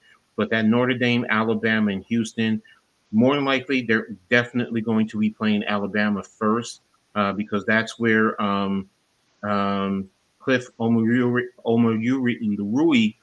just transferred to. So he just left Rutgers this year, and he's headed out to down to Alabama to play down there. So it's definitely a game, and Notre Dame is going to be tough, and same as Houston. If they play Houston, Houston is a nationally ranked team right now, so it's definitely going to be a tough one for them. So, they also, Rutgers football just secured this past weekend 3 recruits. Was it 3 or 4? No, 4. No, the 3 recruits and 1 they flipped from Kent State. So 2 of them are tight ends. So, and they've been looking for tight ends to bring into the program. And the one of the kids that they brought in, he's actually down there by you, NYG in Virginia. Let me tell you his name. Oh, where at? Hold on, I just had this. Where is it? Is it on this one? Let me scroll it. I can get it off of this site. Where is he? I just strength of schedule, camp, show more. Here he is. Dizir Carter. He's a top 100 kid from Woodbury Forest in Virginia. He's the number 12 ranked wide receiver in the class of 2026. But he's right now when he signs, he's going to be the top ever recruit Rutgers has ever brought into the program. 4 years, 100. Oh, DJ Mm-hmm. Moore. Yeah. Dysere Carter, I think he said. Woodbury. 82 million guaranteed. Go What are you ahead, talking coach. about? What happened? DJ Moore just signed 4 years with the Bears. Yeah. Nah, go So, ahead. Go ahead. Go ahead. Let him yeah, finish. but Let him finish. Let him finish. yeah, not Oh, not okay. Yeah. not So, but again, it's right now what's happening with Rutgers is it's a good thing in terms of the perception. Even in terms of basketball, right now, Carmelo Anthony's son has Rutgers in I heard that. their Yeah. top 6. So, Kion and he's Anthony. the I number heard that. one kid. He's the number one recruit in New York right now. So, Kayon Anthony. So, he's young. a 4-star recruit, but he's going to be bumped up to a 5-star. He's definitely going to get. He definitely is going to get bumped up to a 5-star. And whatever happens with Rutgers this year, I think it's going to come down to Rutgers and Syracuse in the end. So, but yeah, it's a big thing. So, can you imagine he comes to Rutgers? Carmelo is definitely going to be sitting there a lot. So, but again, it depends on how they do this year with Dylan and Ace Bailey. Right. I was just watching some of the scrimmage. Ace Bailey was doing his thing, but all of them were out there. PJ Hayes, there was a clip that coach was talking to him. He's like, "You can't miss. You can't miss." He's like, "I got you, coach." He took the basketball, and I think he was like Steph Curry range and just shot it with ease, and he just went in all net, no rim, no nothing, just all net. You know how that sounds when it hits the net. So Right. that was a beautiful thing, and I hear this often in terms of the scrimmages. They're shooting a lot of threes and they're making a lot of threes. Even Ace Bailey is shooting a lot of threes, so that's definitely going to help his game. But he's always been a 3-level scorer, so a phenomenal player. But definitely pleased with that. And again, the recruiting and the perception of Rutgers is changing. Even Kirk Herbstreit was on the Pat McAfee show, and they were talking college. They were saying who's a dark horse to make the playoffs, and he said Rutgers could be a dark horse based on their schedule, and it wouldn't surprise him if they did end up making the playoffs. So, the range is different. There are haters who say 5 wins, 6 wins, but most people say anywhere from 7 to 9 wins. And then I've seen a couple where it's a 10, and one publication had Rutgers 11-1, where I was just like, oh my goodness, if that was true, they would definitely be ranked. And basically that means you're beating some decent teams. Now, outside of the first 2, every other game it's a hit or miss. Though I'll be honest with you, they're evenly matched in a sense with everyone, even Washington and USC and UCLA. And Virginia Tech. It's not like they're, not the old Rutgers where you can think, oh, they're going to go out there and get blown out. No, you're in for a fight. You're definitely in for a fight whenever you play Rutgers football, especially going up against a Greg Schiano football team. So that's one of the good things that I definitely like. A lot of players are getting recognized. Carl Monangai is on the Maxwell Award list, which is one of the top awards program. It's like right underneath the Heisman. And we have Austin Riggs, who's a long snapper, and he's on the Manley Award watch list for the top long snapper in college football. So Rutgers program is definitely stepping up. Even the women's, I just saw, I forgot to say, did I say it? Wait a minute. I might have bookmarked it. Hold on. Let me just double check to see if I bookmarked it. Bookmarks. Did I? There was one that was about. Yeah, I got Kayon Anthony's son, who's number 1 in New York, and the knockout. I didn't save it because there was a highly ranked recruit in the women's game who actually has Rutgers in her top 4 or 5.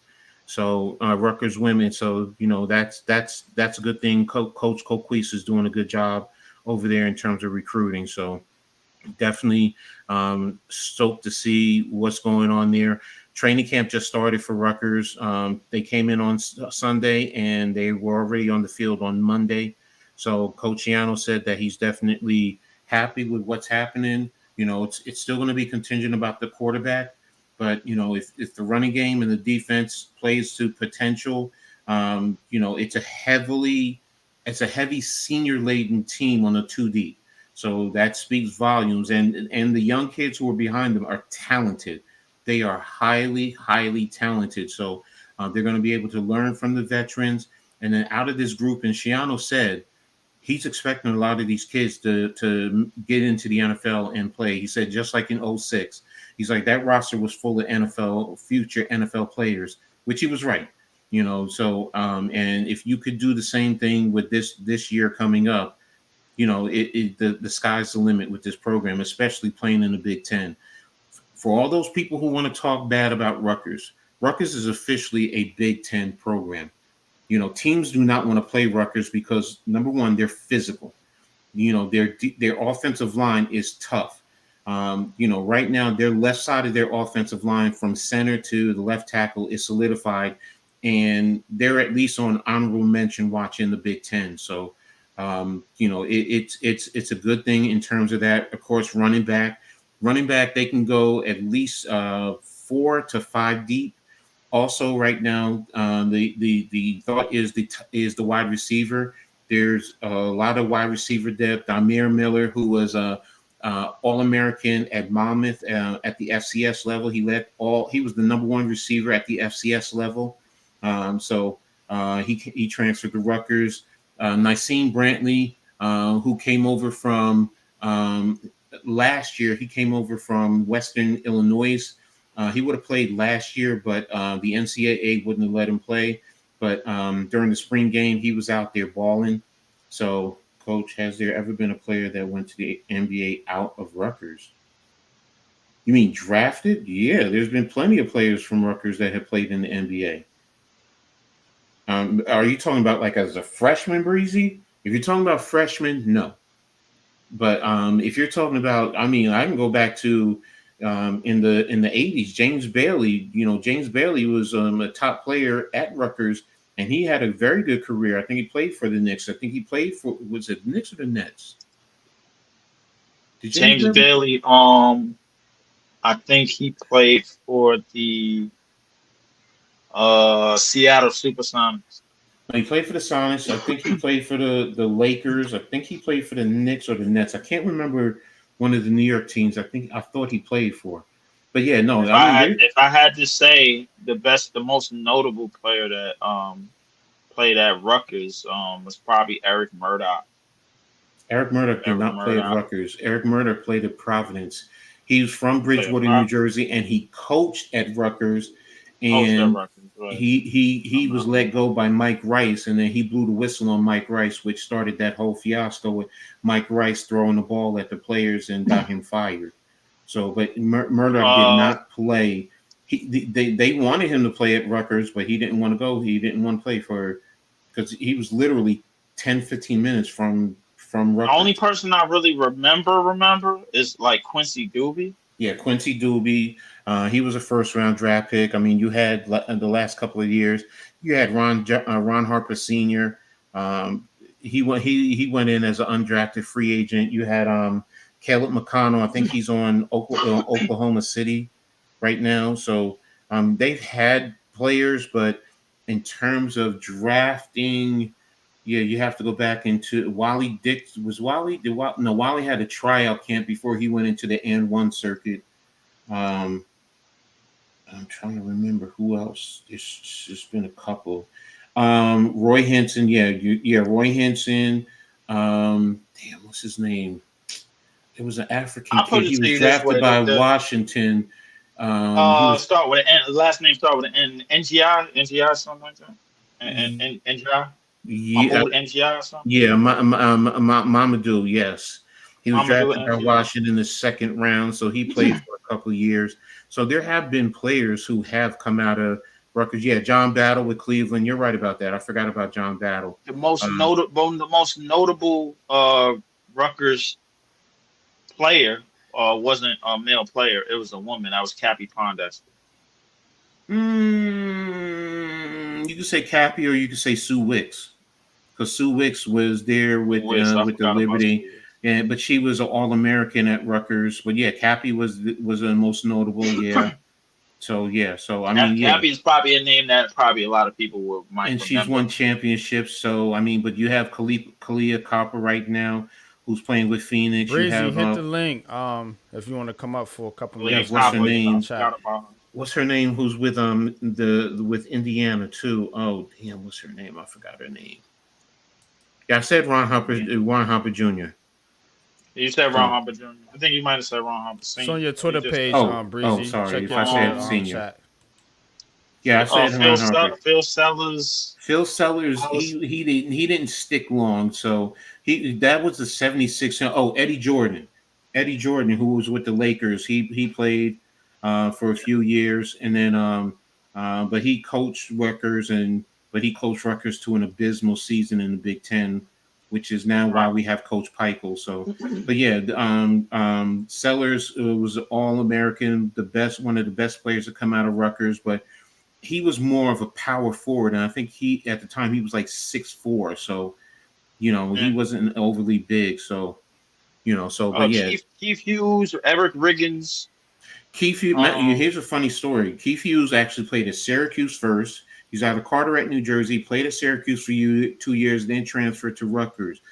But when Keith was playing at Rutgers, he used to play in street ball in Woodbridge, New Jersey, and I used to have to guard him because I was out there playing. And tall kid. Look, I am not a basketball player, but I was strong. I was physical. He couldn't come down the lane. Everyone else would try and give him his. Nope, not me. And he used to say, "Why are you taking charges in street ball?" You was a 4 coach? You played in high school? No, I was 4'5". I was, I was a 6'1", 6'2", 5. But you was always a football guy, coach. Yeah, I'm always football. I don't have the basketball skill. Here's my basketball game. I'll set screens. I'll do rebounding. I'll get rebounds. I'll use all my fouls on whoever it is. I'm physical. That's the old school game. I'll hold you. Yeah. I'll grab you. I'll elbow you in the ribs. Yeah, that's me. I'm that. But as far as scoring, nah. I'm a 2 to a 4 foot, 2 to a 4 foot player. That's it. And half the times, a layup, I'll probably be at about 40% on layups. That's how bad I am. So I'm not a basketball player. Nah. Y'all could get me. So it was the opposite for me. I wasn't a football player because funny story with in my high school, the football players thought they could take us in basketball. So we beat them handily. We beat them in basketball. When it came time for us to play football, they tried to put my little ass at wide receiver. Didn't work because we was actually playing, and we was playing at night, and we was playing at an actual football field. And we had the car lights, to see us on. It sent me across the middle. I took one hit, maybe across, right under here and everything. And I kind of almost flipped, but I landed properly. But I still was laid on the ground like this. It was like, yo, somebody get Leaf up. Somebody help. I love playing receiver, man. Like when we did, bro. Yeah, when we had a chance to play, I always like playing the receiver position and the cornerback position too. Like I liked I think I like corner more because I always like stopping the other, stopping the other player. You know what I'm saying? I always took pride in that because people talk shit and I'm like, okay, you're not gonna score on me, motherfucker. Like so I always took pride in that, man. But yeah, I'm with you, man. I was definitely more of a basketball player. My physique, pause, just it was catered to basketball. Like football, I probably could have bulked up enough to be like a corner or a wide receiver, but that was gonna be it. The thing about what the basketball that got me is when I was always known for shot creating and shooting and a lot of perimeter stuff. I got to the basket every now and again, but I got to the basket on crafty shit. So every now and again, it was like, my one of my coaches, he was like, yo, you're gonna have to do this. You're gonna have to do this drill. I was like, yo, what drill? This is the drill. But they had to hit me with the pass. Now, remind you, I'm in high school, 15 years old. I'm only like $120. Like I'm light ass, like light. It was. I did it. I ran the basket for the first time. Mind you, my coach is like a good 6'4", built like Brock Lesnar type shit, bro. He throw the pad on me. I fell out the air. I thought I got close. I was like, oh shit. I was like, yo, coach, what you doing? I'm trying to play the next game.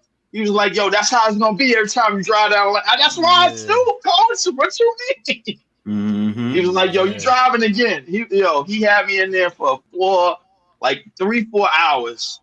And I swear I was in a I thought I was in a wrestling match with the Big Show, bro. I swear, like, yo, I'm just laying there on the last one. He was like, all right, we're gonna go about it. We're gonna go about it next day, bro. Get some rest. I'm like, what you mean next day, coach? I was a catch and shoot, spot up shooter. I wasn't subbed. I subbed up. I know you did. I seen it across my screen. I can't be funky though. Yeah. I know. I appreciate it, Lou. Yeah, I knew what Lou was up to, man. Because Lou was giving me a hard time. You know I had sub. I was subbed because I thought I was, but he wasn't on my list of subs. Then I started looking for it. That's why you thought he wasn't subbed, because you wasn't subbed to him. Nah, because Lou, I found out about Lou through NYG, and I found out about Pat I always Lou. tell everybody to sub to all the channels. Yeah, because I found out about Pat do you, Lou. So that's how I found him for Pat. So that's why I knew I was subbed to you, because all your notifications come up, and all your boxing notifications come up when you put that's the boxing champ. That's the king, bro. What you 14-0 now? Yeah. And what's Crawford beat that boy. Oh man, he beat that boy. Oh man. Yeah. He beat that boy bad. Fights next week. Oh, who he got?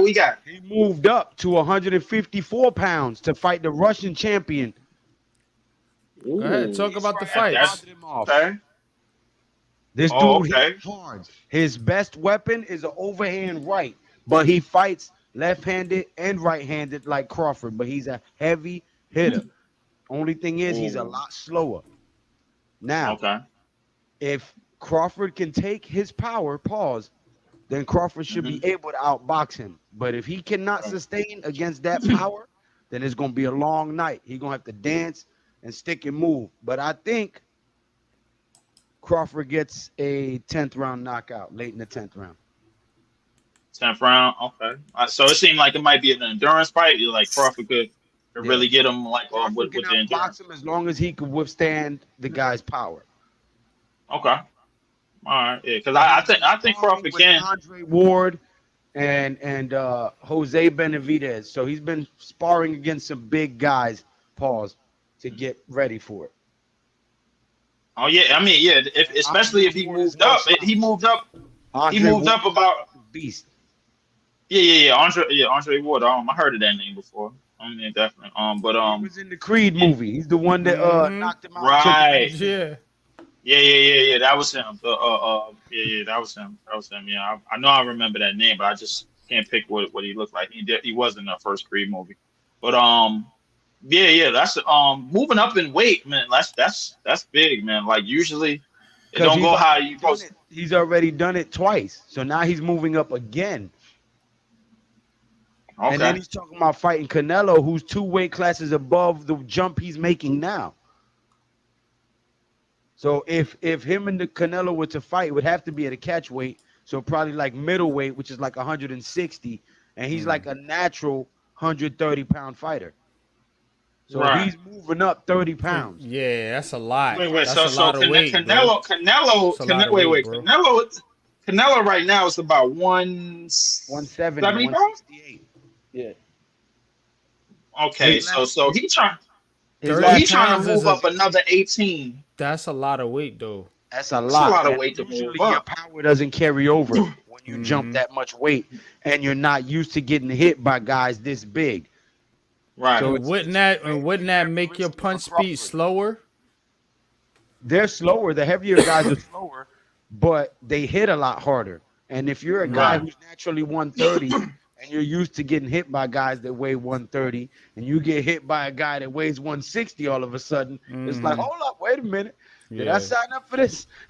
Yeah, definitely. It definitely, like I say, it hit different, man. Like everybody remember the years, man, when Holyfield was really middleweight, and then he moved up to heavyweight, and then it was a struggle. I mean, he eventually became one of the greatest heavyweights of all time, but I mean, you know what it is, man. When you manufacture in different divisions, in different weight classes, and you're moving up, you got to be ready to take. Crawford has already made history as the first fighter to go undisputed in 2 weight classes, meaning he caught every belt at 1 weight, held them all, moved up to another weight class, got every belt, held them all.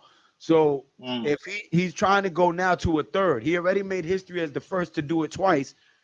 If he goes to a 3rd, greatest all time. Oh yeah. I definitely 3 weight classes. Nobody's done that. Nobody. That's definitely Nobody did it at 2 but him. If he does it at 3, epic. That's definitely epic. Yeah, for sure. But wait, so the fight this Saturday? This August 3rd. And that's a major card. You got Isak Pitbull Cruz versus Jose Valenzuela. You got Andy Ruiz versus Jarrell Big Baby Miller, and Terrence Crawford versus Israel Madrimov as the main event. So it's a big card.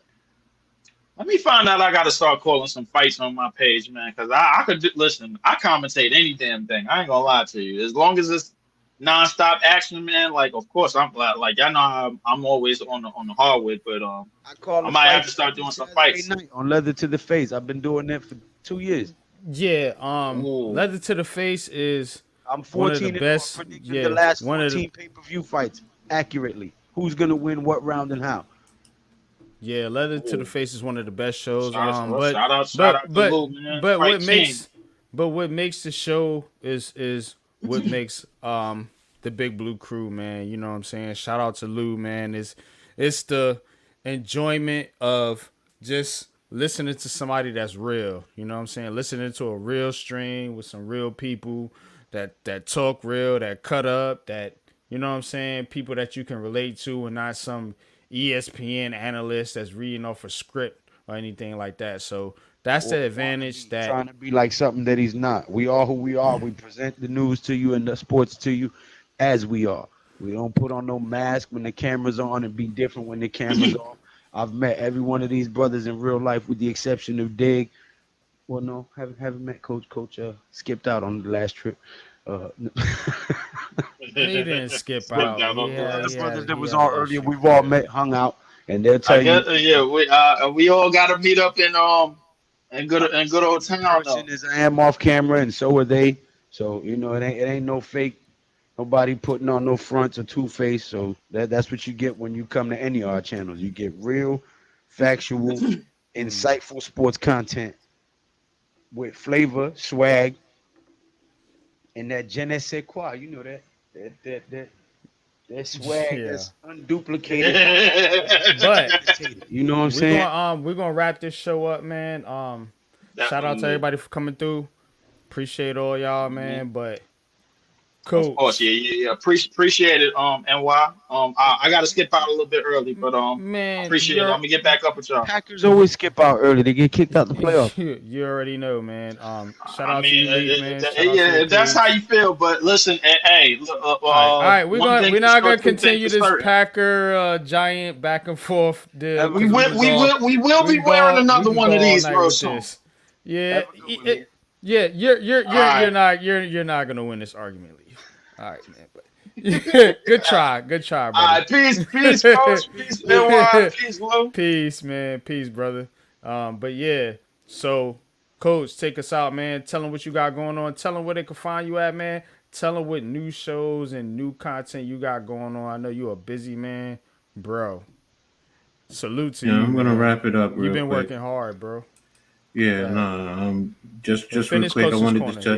I wanted to touch on Syracuse real quick. Want one of the things I wanted to talk about is they have two players who are on the Maxwell Awards list. LaQuinton Allen Jr., running back, and also Kyle McCord, quarterback, who just transferred in.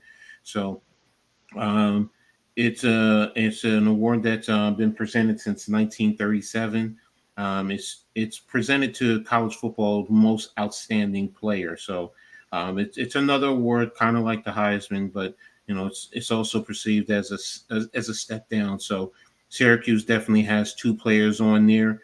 I also found a site that did relations in terms of Syracuse games, and out of 20 simulations, 16 of them had them going to bowl games, and I think one of them had them going 11-1 in the regular season. Wait a minute. Yeah, I think it was 10-2. Sorry, 10-2. So there's a lot of belief in Syracuse also in the area. So definitely going to be watching out for them going forward. And shout out to the ladies. I'm sorry.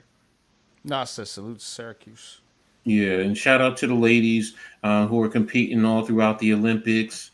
I've been watching a lot of it. Shout out to Simone Biles and the women's Olympic team. Simone Biles, all-time record for gold medals in the Olympics with 8.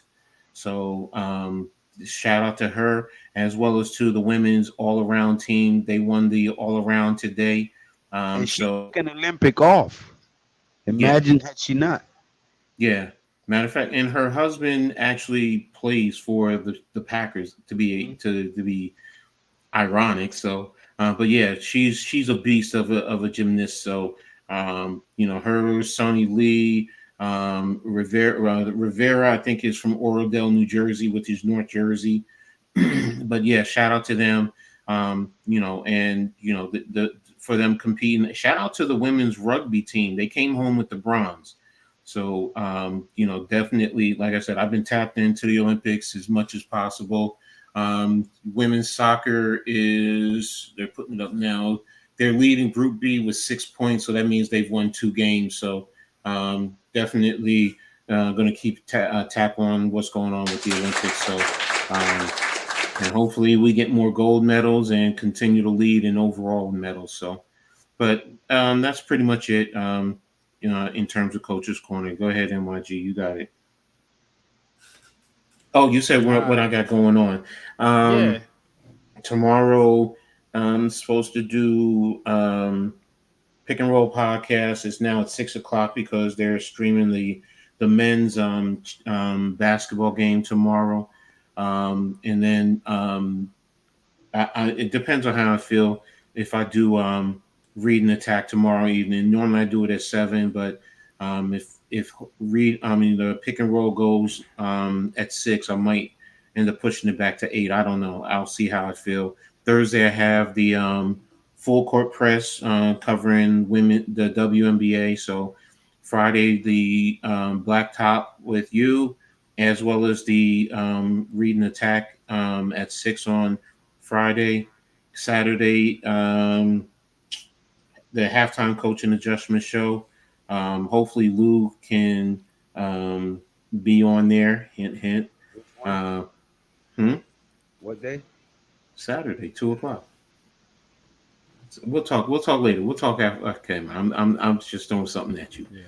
And then Sunday will be Giants Conversation.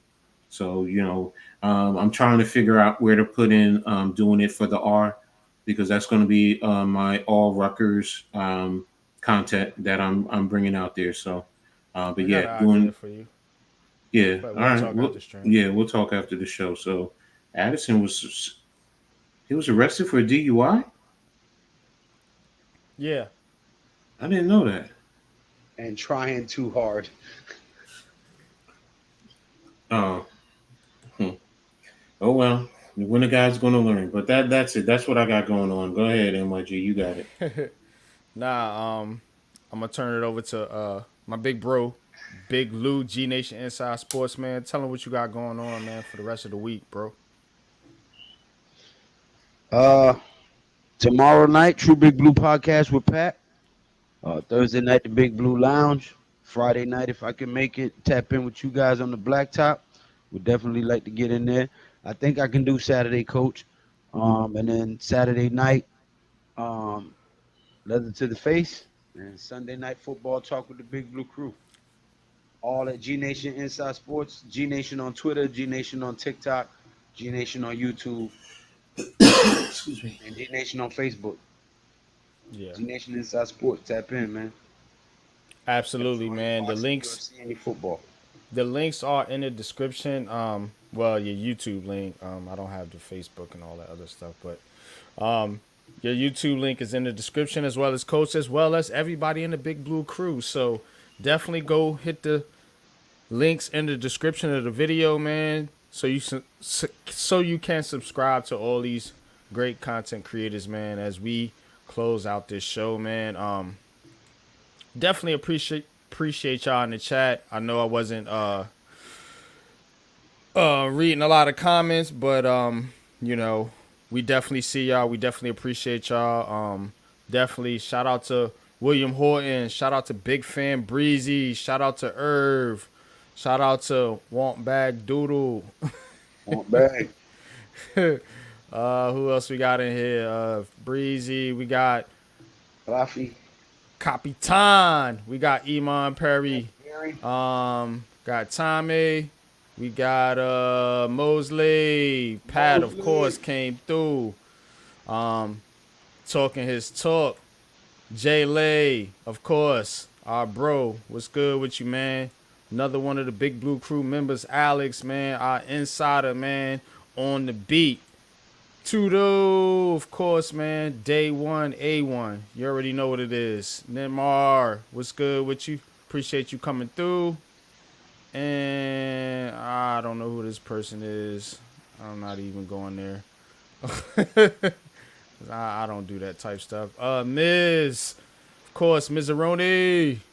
Appreciate you, man. Keep making content, Miz, man. Yeah, man. I'm telling you, man.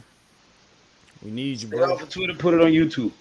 Exactly. All the comments you put in the Twitter chat, make a video. Facts, man. And Leaf, you already know what it is, man. Boo this man. No. Lav X Beds Dog. Yeah. Thank you for reading that, because I couldn't. And I'm not an idiot. It's just some words and pronunciations escape me. But appreciate y'all, man. Everybody for tapping in, and I'm tired, man. I'm get up out of this joint, man. But till next time, y'all already know what it is. Deuces.